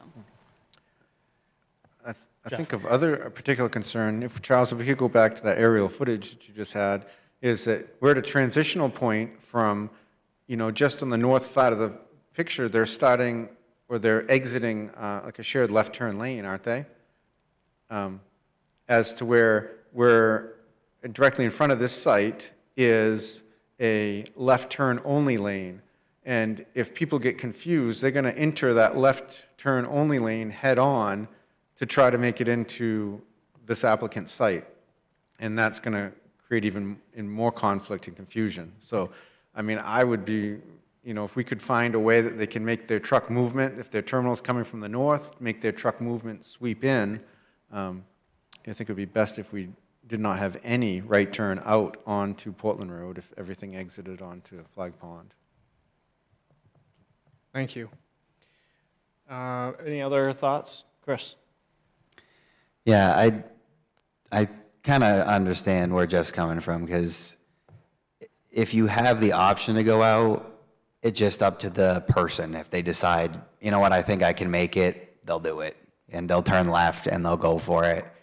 Which, yeah, if it's 2 o'clock in the morning and you're getting gas and there's no one on the road, you're not supposed to, but you're not hurting anyone. But if you're doing it rush hour traffic, you think you can do it and you can't, now you're talking a big accident, lots of, traffic backed up. It's a real mess. So I can understand from the applicant's point of view, yeah, it's going to make it a lot more appealing for a customer. You pull in, you go right out. But I just think safety-wise, you're not going for what you're gaining by making it a right-only turn.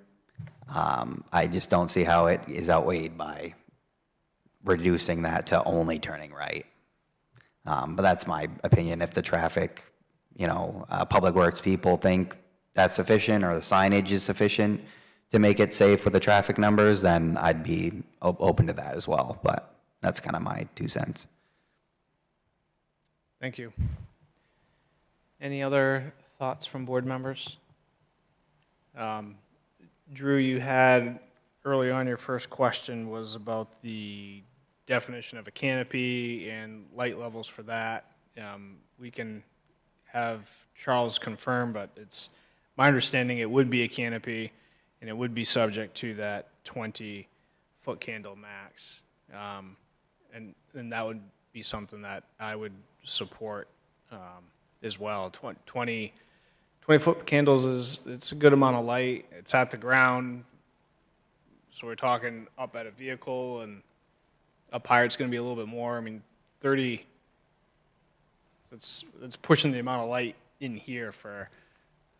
So I think 20-foot candles is enough light, and I think it applies here at this canopy. But we can have Charles confirm as well. I'm not sure how other board members feel, but I know I believe there's a waiver for automobile dealerships. It could be more.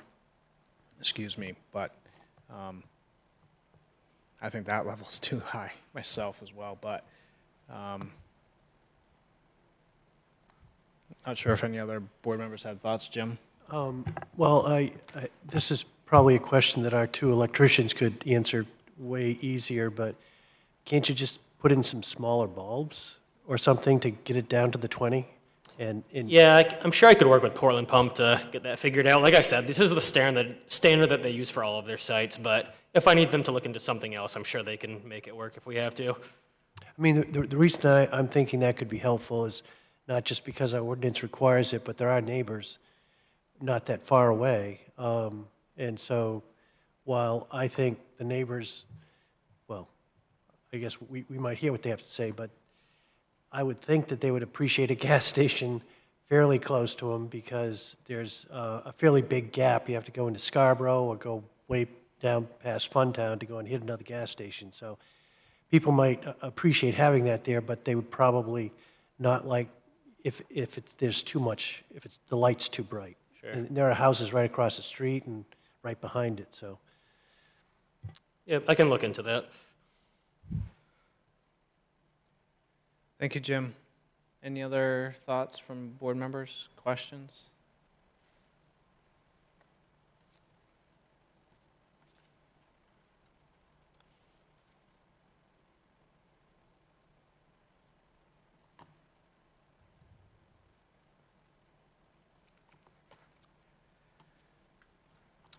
Mr. Chair, I think this was scheduled as a public hearing as well, It is, yes. and unless there are board members who have more questions, I'll move to open the public hearing. Thank you for the motion, Jim. I'll second. Second by Joyce, thank you. Any additional discussion to open a public hearing on this item? All right, those in favor, Chris? Yes. Jim? Yes. Joyce? Yes. Jeff? Yes. Catherine? Yes. I'll vote yes as well. Motion passes 6-0. If anyone is with us this evening to speak on this item, please come to the podium and state your name and address for the record, and we will collect comments and address them accordingly.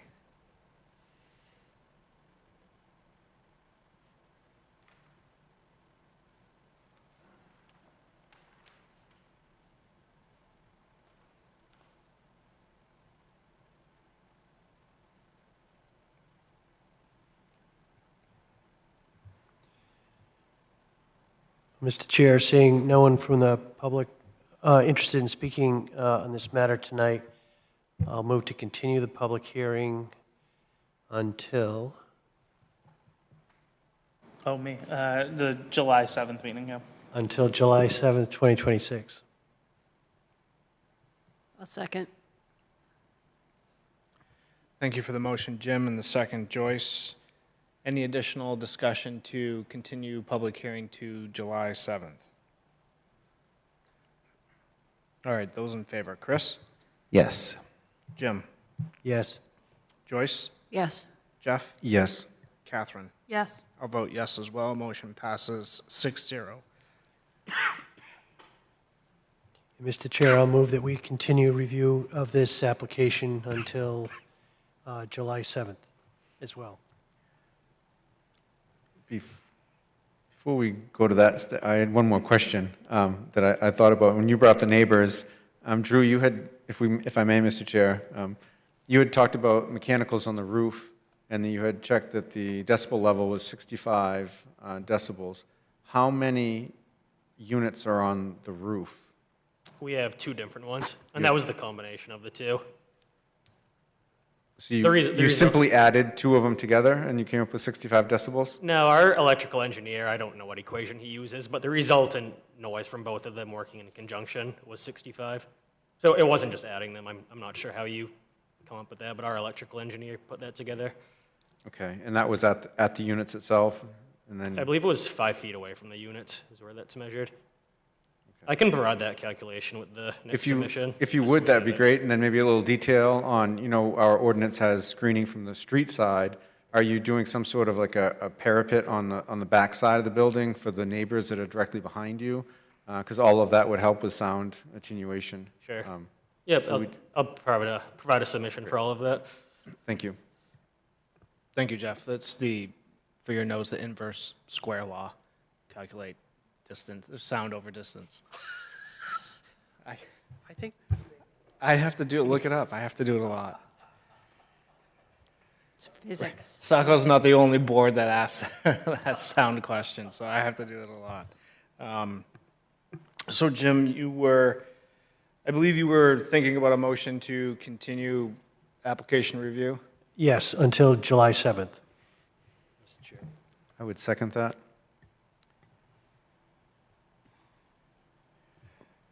Thank you for the motion, Jim, and the second, Jeff.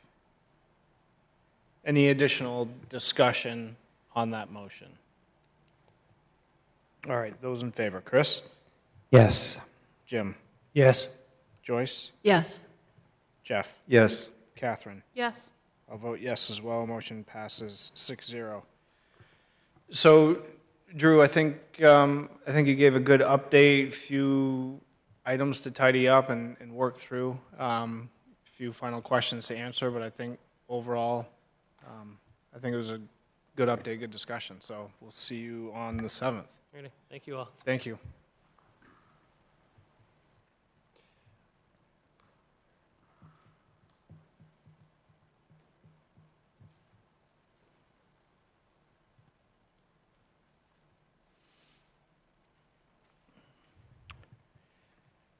All right, moving along to our next item on our agenda, item 7 is our general correspondences. And Charles, I don't believe we have any general correspondences this evening. None this evening, no.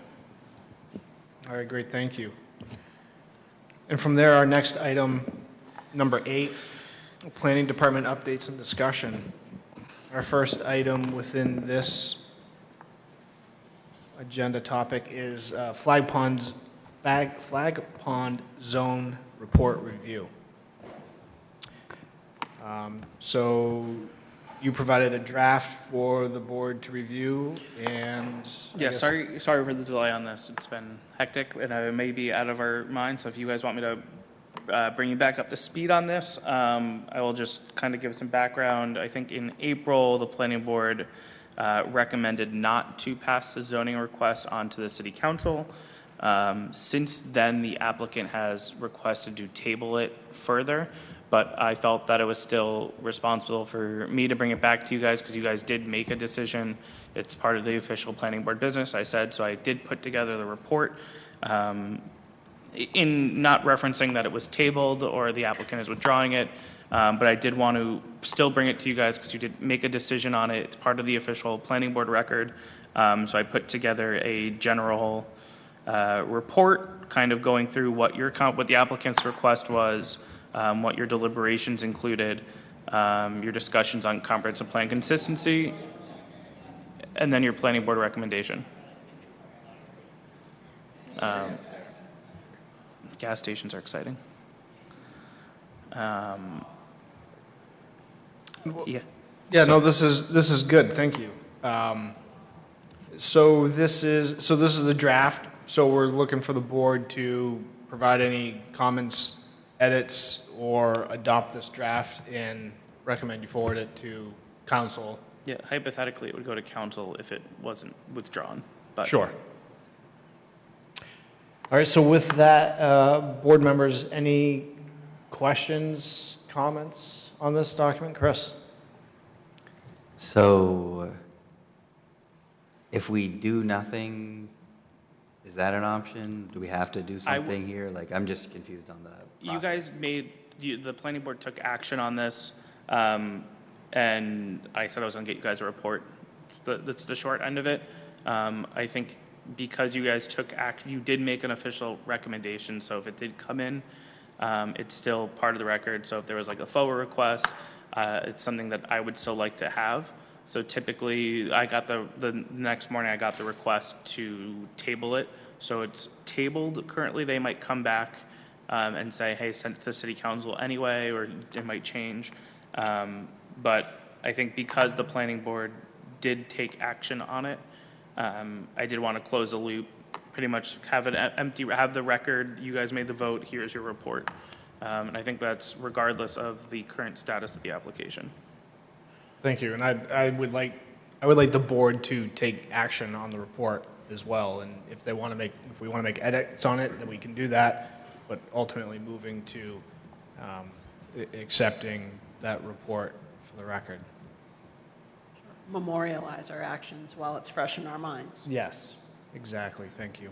Did I take a little longer because it was tabled? Yes, a little bit, but that's prioritizing my own time. We understand. I personally didn't have any edits to this. I thought it was quite in-depth, so I don't have anything to add to it personally, but love to hear other board members' thoughts. Mr. Chair, I agree with you. I read through it, and it's quite detailed, and I think it provides a nice support for the motion that passed, not approving this zone change. So I think we should approve this report. So accordingly, I'll move that we adopt the report, and so that it can be presented to the city council. I would second that motion. Thank you for the motion, Jim, and the second, Jeff. Any additional discussion on adopting the Flag Pond Zone Report as drafted and presented? All right, those in favor, Chris? Yes. Jim? Yes. Joyce? Yes. Jeff? Yes. Catherine? Yes. I'll vote yes as well. Motion passes 6-0. Thank you, Charles. Great, thanks, guys. And I'll let you bring it to the next one. I'm not the chair. I was ready to jump in. All right, our next item within our planning department updates and discussion is 8B, and this is a update to our planning board SOP, Standard Operating Procedures. Charles, do you want to give a brief update or synopsis on that? I can give a general overview. There's really not too much here. We had a conversation earlier this year, and I've talked with the chair a couple times, and just based on my own experiences elsewhere, kind of worked on a few changes that would not require any ordinance amendments.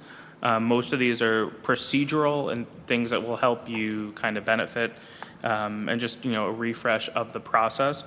The first would just be adding the review of the after-the-fact packet to the order of business. This came up a couple times, and part of what it says in your below, which I'll get back to later, is that the planning board should take count of the after-the-fact items at the top of the meeting, and if at that point you can say this is going to delay action. it doesn't happen often. Usually it's more like, thanks for this additional document, we'll take count of it. But this gives the planning board the opportunity to review the entire slate of the after-the-fact packet and make a decision about the items at the top of the meeting, rather than waiting for that item to come up. And it also kind of memorializes it in the agenda. If there's, like tonight, there hasn't been that much after-the-fact packets for the last few meetings, so you just breeze right over it. But for the event where we have a substantial after-the-fact packet, whether it's public comment, a new application, materials, new staff reviews that came in, it just gives the planning board an official moment. And I'll just go through the rest. The next is adding consent items, which I have a lot more to say on. We also are kind of officially adding submission due dates into the planning board operation. It will really I would say it benefits me the most, but it also benefits the board. I think tonight's a good example of not having a resubmitted application. That's because a lot of staff were, behind on some reviews, getting them out. Some third-party reviewers didn't get us comments in time. But having clear submission due dates, like application submission date, around 30 days, so it's still consistent with state. And I have that submission due date schedule I can show you in a draft form, of course. Another item is just updating the late submission procedure and moving that into meeting packets and after-the-fact packets. We have experienced a couple times where we get a public comment at 4 p.m. the day of the meeting with a quite substantial amount of papers that we just can't print out in the 2 hours between the meeting. Because technically, if we get an after-the-fact packet, we have to create around 20 copies of it, 10 for the planning board member, or 7 for the planning board members, 1 for our counselor liaison, and 3 or 4 in the back of the room to be made available to the public. And then if those are 100 pages, we have received one that was 950 pages, and staff is just not going to print that out in a 2-hour period. I mean, even 6 hours wouldn't be enough for that.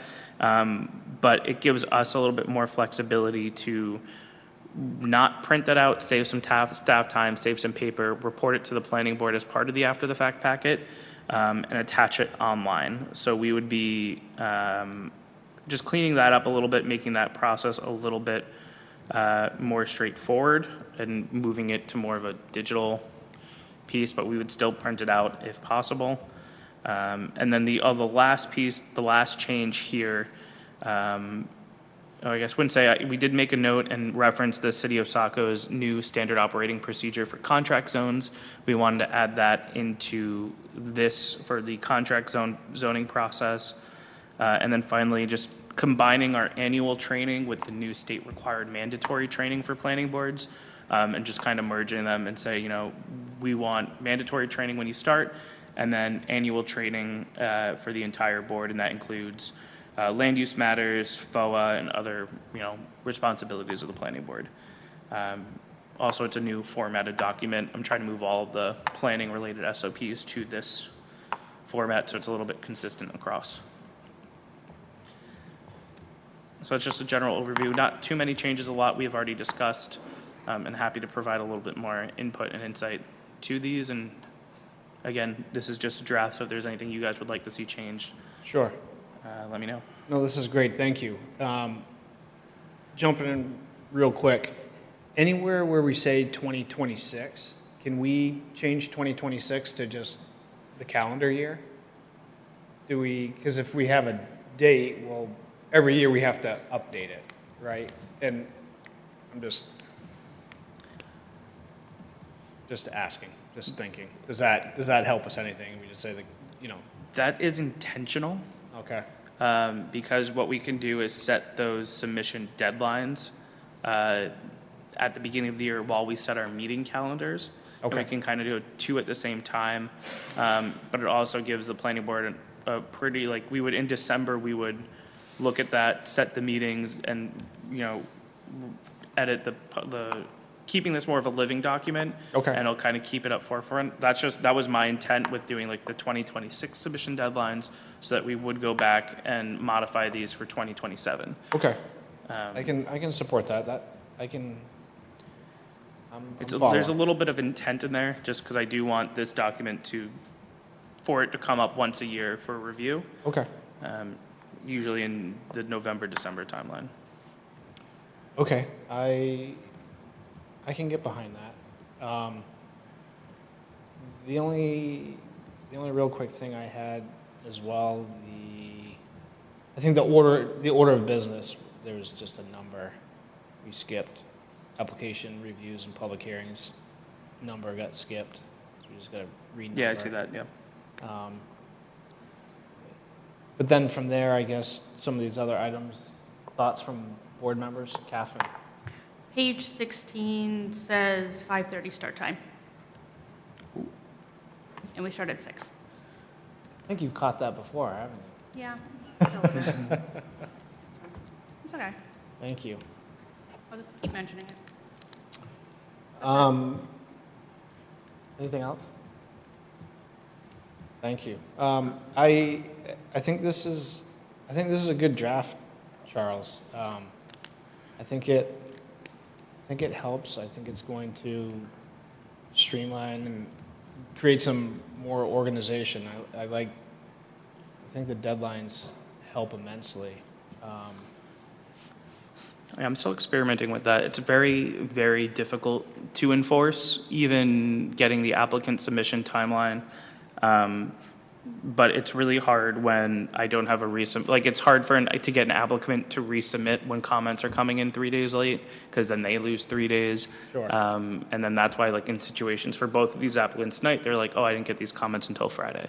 Yeah. And in an ideal world, the applicant would receive the comments like 2.5 weeks ago, and then they have about 12 days to, at least provide a response to comments. I think it's hard to get a complete plan set resubmitted in that time, but generally if we're talking minor comments. But if we also, provide comments earlier at that time and the applicant knows that, hey, it might not be worth going to the planning board, we can table it and save everyone. It's a little bit more of an efficient review process, because if it is a critical error or they can't, like if it's a numbers error with wastewater, I want to make sure that those comments are going to the applicant and they have enough time, because sometimes 3 or 4 days, no one's really working Saturday, Sunday. So it's effectively 2 days to respond to these comments. And I don't expect it from the applicant, but I would rather give them more time, a chance to resubmit. But that also requires the city to staff and our third-party reviewers to give comments on time, which is wrangling. And I think where we've been in the recent past here, been able to schedule our next, our continued meeting, 2 meetings in advance, I think is helping as well. I know Yeah. we just sort of recently started that, but I can already see how that's helping. It's making the meetings much more efficient, I think. I support the review of the after-the-fact packet right after approval of our minutes. I know we've talked about that before, and we had some of the chair, vice chair, how it was worded before, that we sit and review, and I think our agendas have become busy and very fulfilling, but I think, to steal Joyce's word, memorialize it. I think getting it, accepting it, saying we have it, and addressing it early, I think works as well. So if there's anything to address, we can address it, and action or no action, but we can at least talk about it early. So yeah, thoughts from board members on these adjustments, edits, thoughts, recommendations? Jeff? Thank you, Mr. Chair. Yeah, I think it's a very positive document. Just one question. We've talked about several times about I thought it was in the standard operating procedure about not taking up new business after 9 o'clock. And I didn't see anything in this one. And I have to say, I am for, sometimes we have one more item on the agenda, and we're here to work for both, the city and the applicants. And I thought, Charles, you had mentioned earlier on that was something that was in our standard operating procedure. I thought this would be a good opportunity to kind of address that. Yeah, I thought it was here too. I see that at the bottom, it's in the summary, so I must have just unintentionally or, in my mind, what's the word I'm looking for? subconsciously you removed saw. it, but it does say at the bottom, they will generally adjourn at 9:30. But I can go back and add it, but I think while we're here, it'd be nice to have that discussion. Because I feel like that, when we were in a bottleneck in, at least when I started November, December, January, I felt like when we hit 9 o'clock, I was like, we can do this. We can save time in a week. And it just always delays it if we just table a meeting, and then it's hard to schedule it out. But I don't know where it dropped off, so I'm going to try to find that real quick, but I'll let you guys continue deliberating that. Yeah, so I think where you're going with this is that having the opportunity to continue the meeting, I think is good. So I think I would support, where I think you're going with this, is we remove the verbiage that says we cannot take up any new business, that if we wish to continue the meeting, that we can continue it, and at the board's discretion, we can, if we continue it to take up a new item, then I think we should have that ability.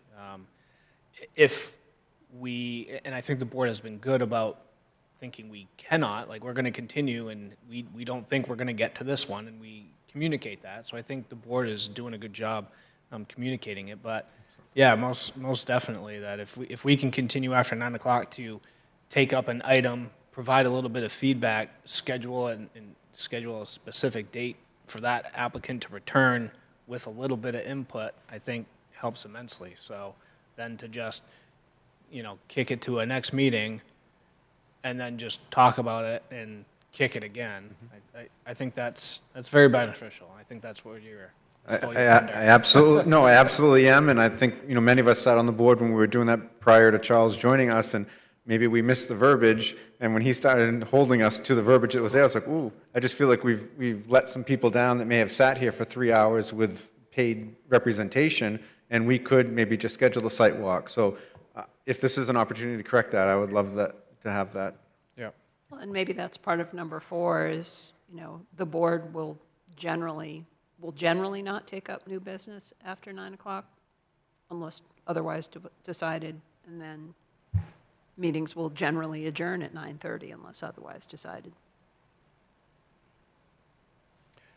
Yeah, I'm looking at where. If that's good legal jargon, then generally. Well, I'm just thinking, also, we don't have a full board here, and I don't want to discourage potential new planning board members saying, well, we might stop at 9:30, we might stop at 10, and you're never going to know.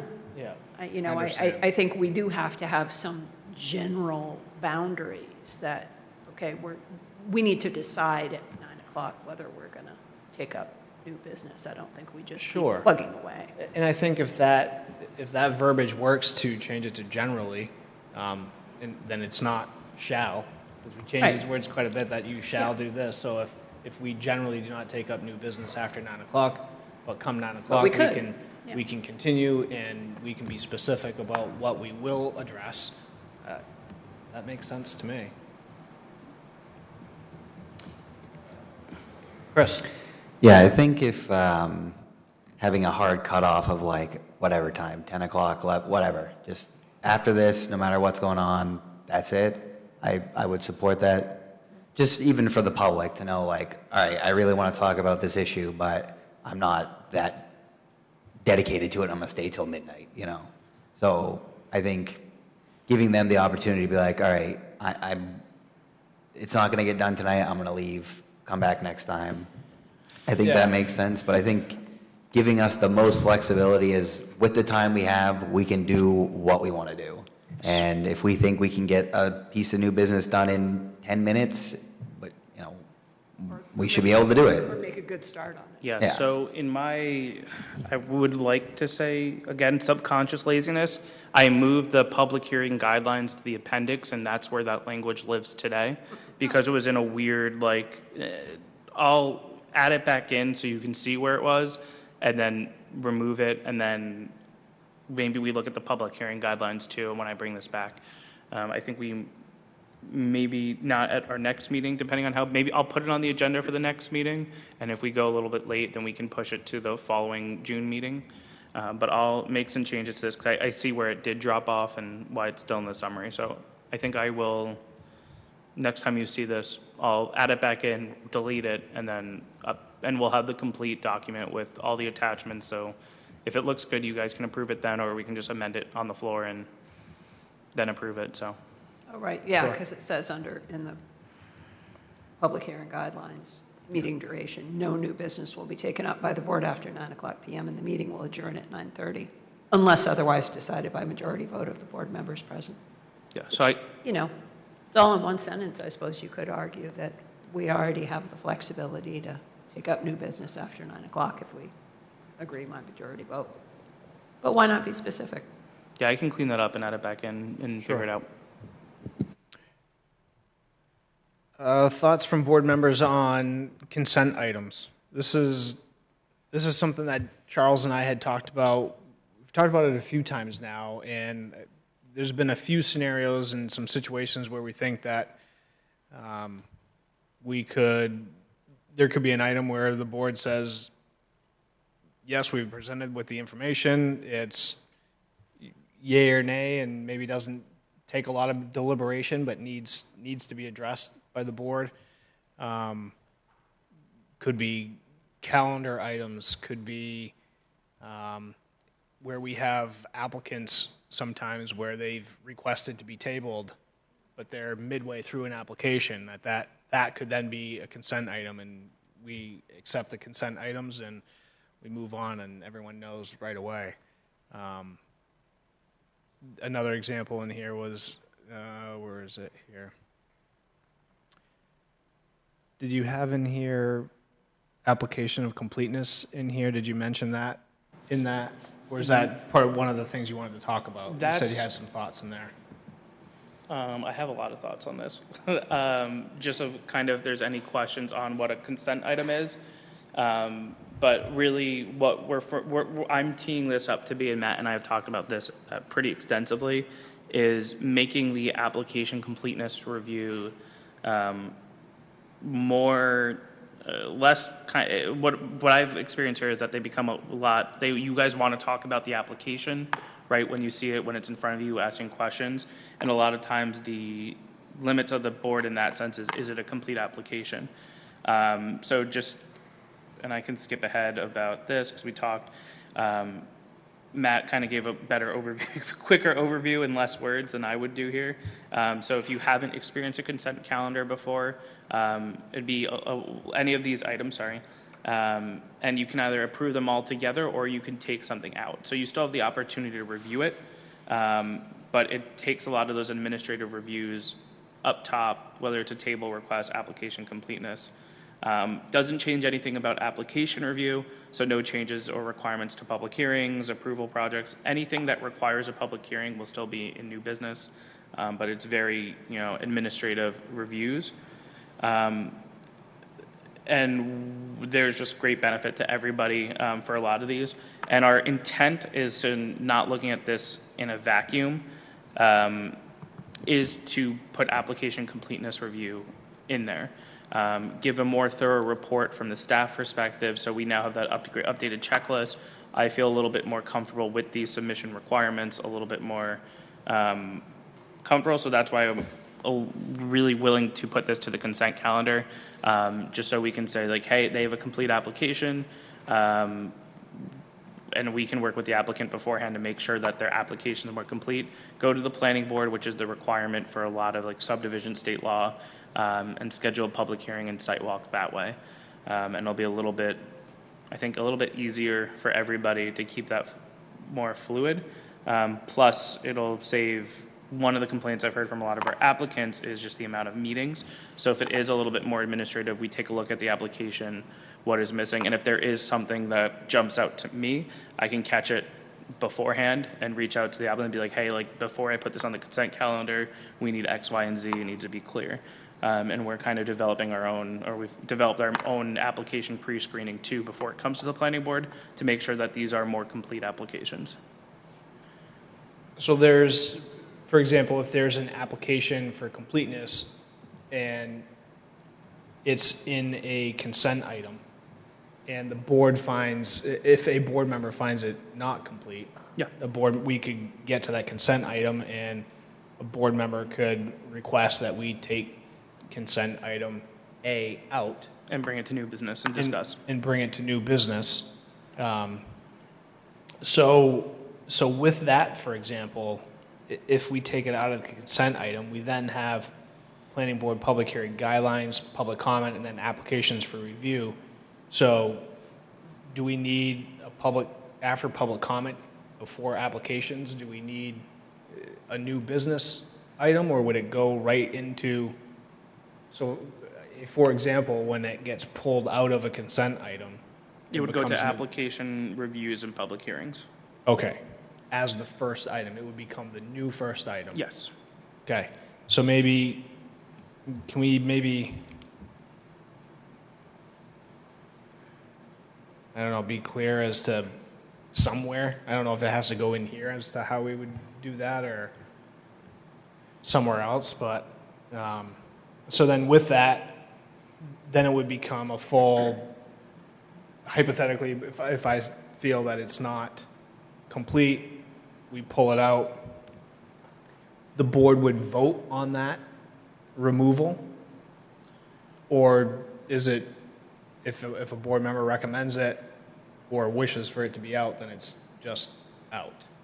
Is that, Yeah, question make sense? I believe, and I think I think I'm looking to, we're trying to mirror it off of council. well, I was just gonna say, maybe And Counselor council Johnson can just take it off. I believe if anyone wants it off. One counselor, and it moves the first action item. Yeah, so it'll move, and your mic was off, but if one counselor can just say, I want this off the consent calendar, and it goes to the first item of the business. Without deliberation or vote?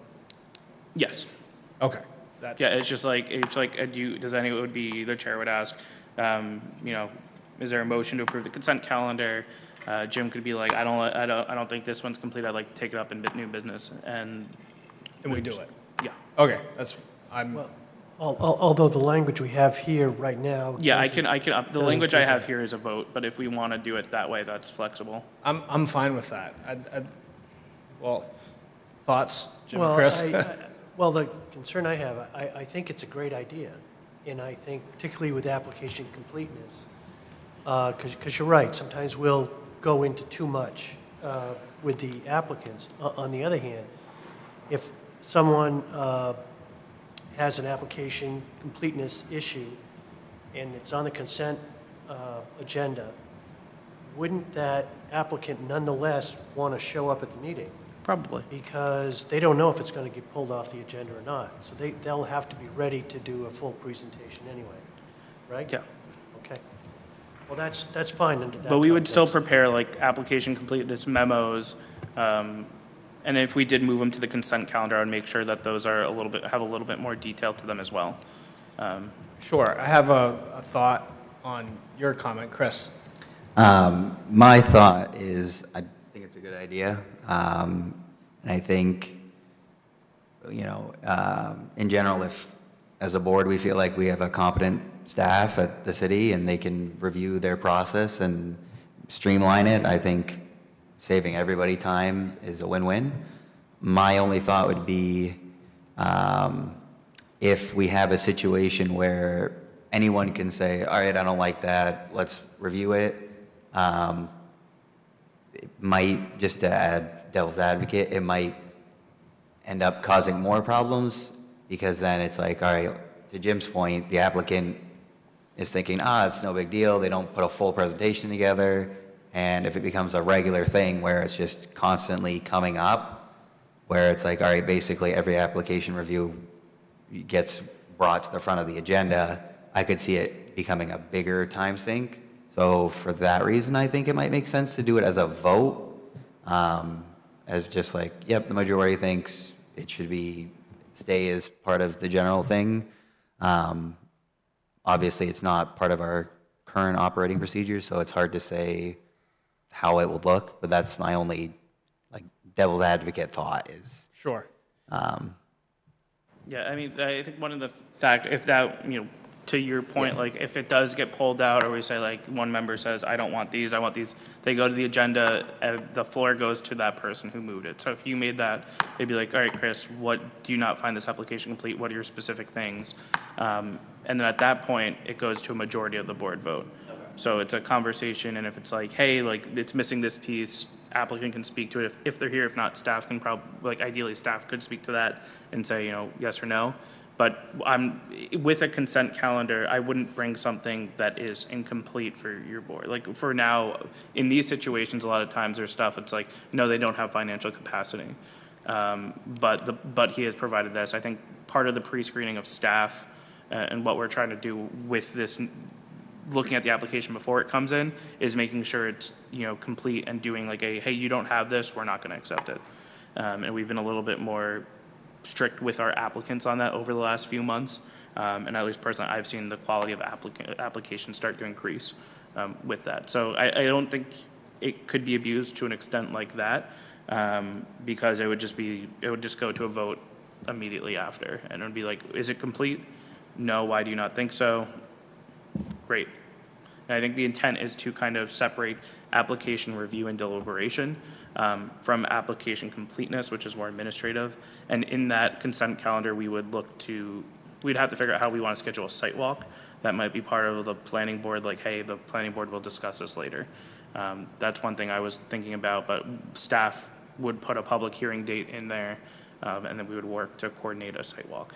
Sure, so that the site walk could be within a consent item Yes. as well. It could be part of everything.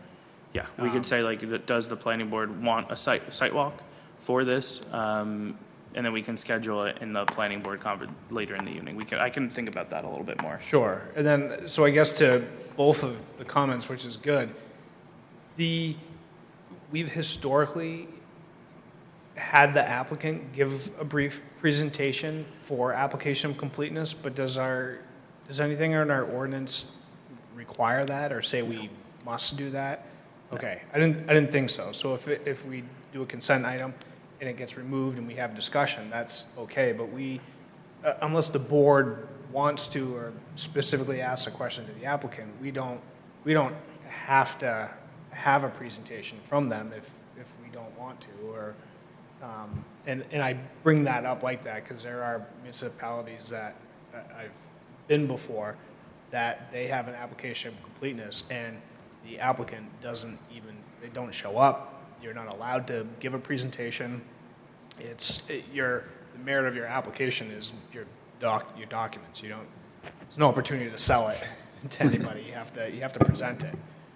So that's why I mentioned that. So I see both sides of the coin of voting on taking it out or just taking it out. I think taking it out and then just having a discussion and having a vote right after, I don't see the harm in that, but any other thoughts? I haven't been looking this way for a little while.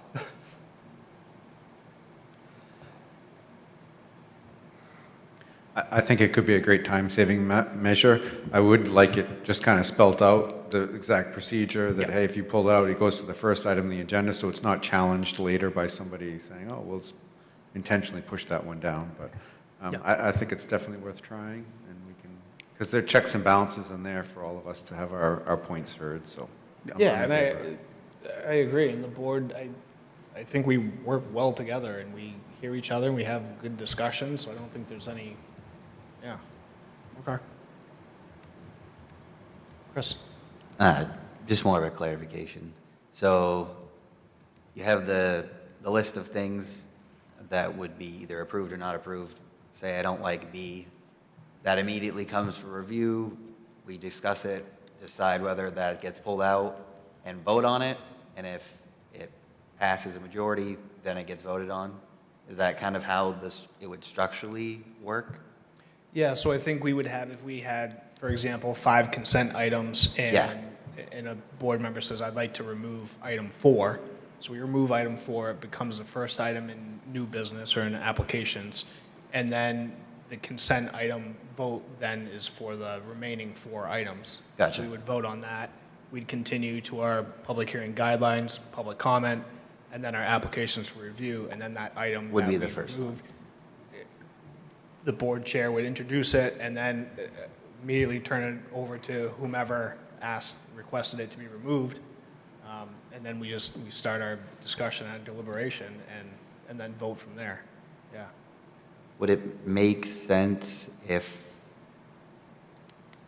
let's say the board decides, yep, you're right, that shouldn't be approved today, that we would table that to another meeting so that the applicant could have a chance to get stuff together? Or should we just assume that the applicant, hey, you never know what could happen, you should just be ready to go type of deal?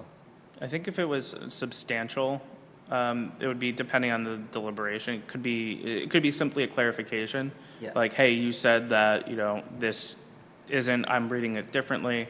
Or if, I think, Jeff has caught me a couple times on some of the completeness stuff being like, hey, you said a hydrogeologic report isn't required, or you said it's not applicable. It is applicable, and I was wrong on that. And that's kind of the growing pains for me, but I think that's also a very, not to call out Jeff calling me out, but I think that's a very good time being like, I was wrong. And I think that's where you say, hey, I don't think this is right. Can you just double check? Yep. But if it's something, like, hey, I think we need a more in-depth traffic study. I'm concerned about this, and with this application, reading the report, seeing what was submitted, I don't think we have enough. You can obviously table it, and we can bring it back to the applicant, see if we need to get more information, and then it could either reappear on the consent calendar as application completeness, or you guys can, continue it to another meeting and schedule a public hearing just to make sure we have it. So that's how we're doing it today. So how we're reviewing the application completeness today will still always be an option. And there may be times where even staff just says, let's talk about this specifically as an agenda item too. And we can put it onto the main application review. Exactly, and I'm glad you mentioned that, because the introduction of the consent items doesn't necessarily automatically put all applications of completeness in the consent item.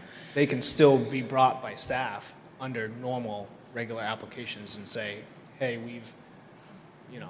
we feel this has discussion, the applicants, really, wish that we put it before you, but as staff has concerns and we want the board to discuss it, and it's not in a consent item. So That would be like if they wanted like a amendment for something like the road needed to be, like tonight, 1,100 square feet or something. Yeah, if somebody came in with like 6 or 7 application submission waivers, I would not put it on the consent calendar. Yeah. That would just come in, there's a little bit more conversation here.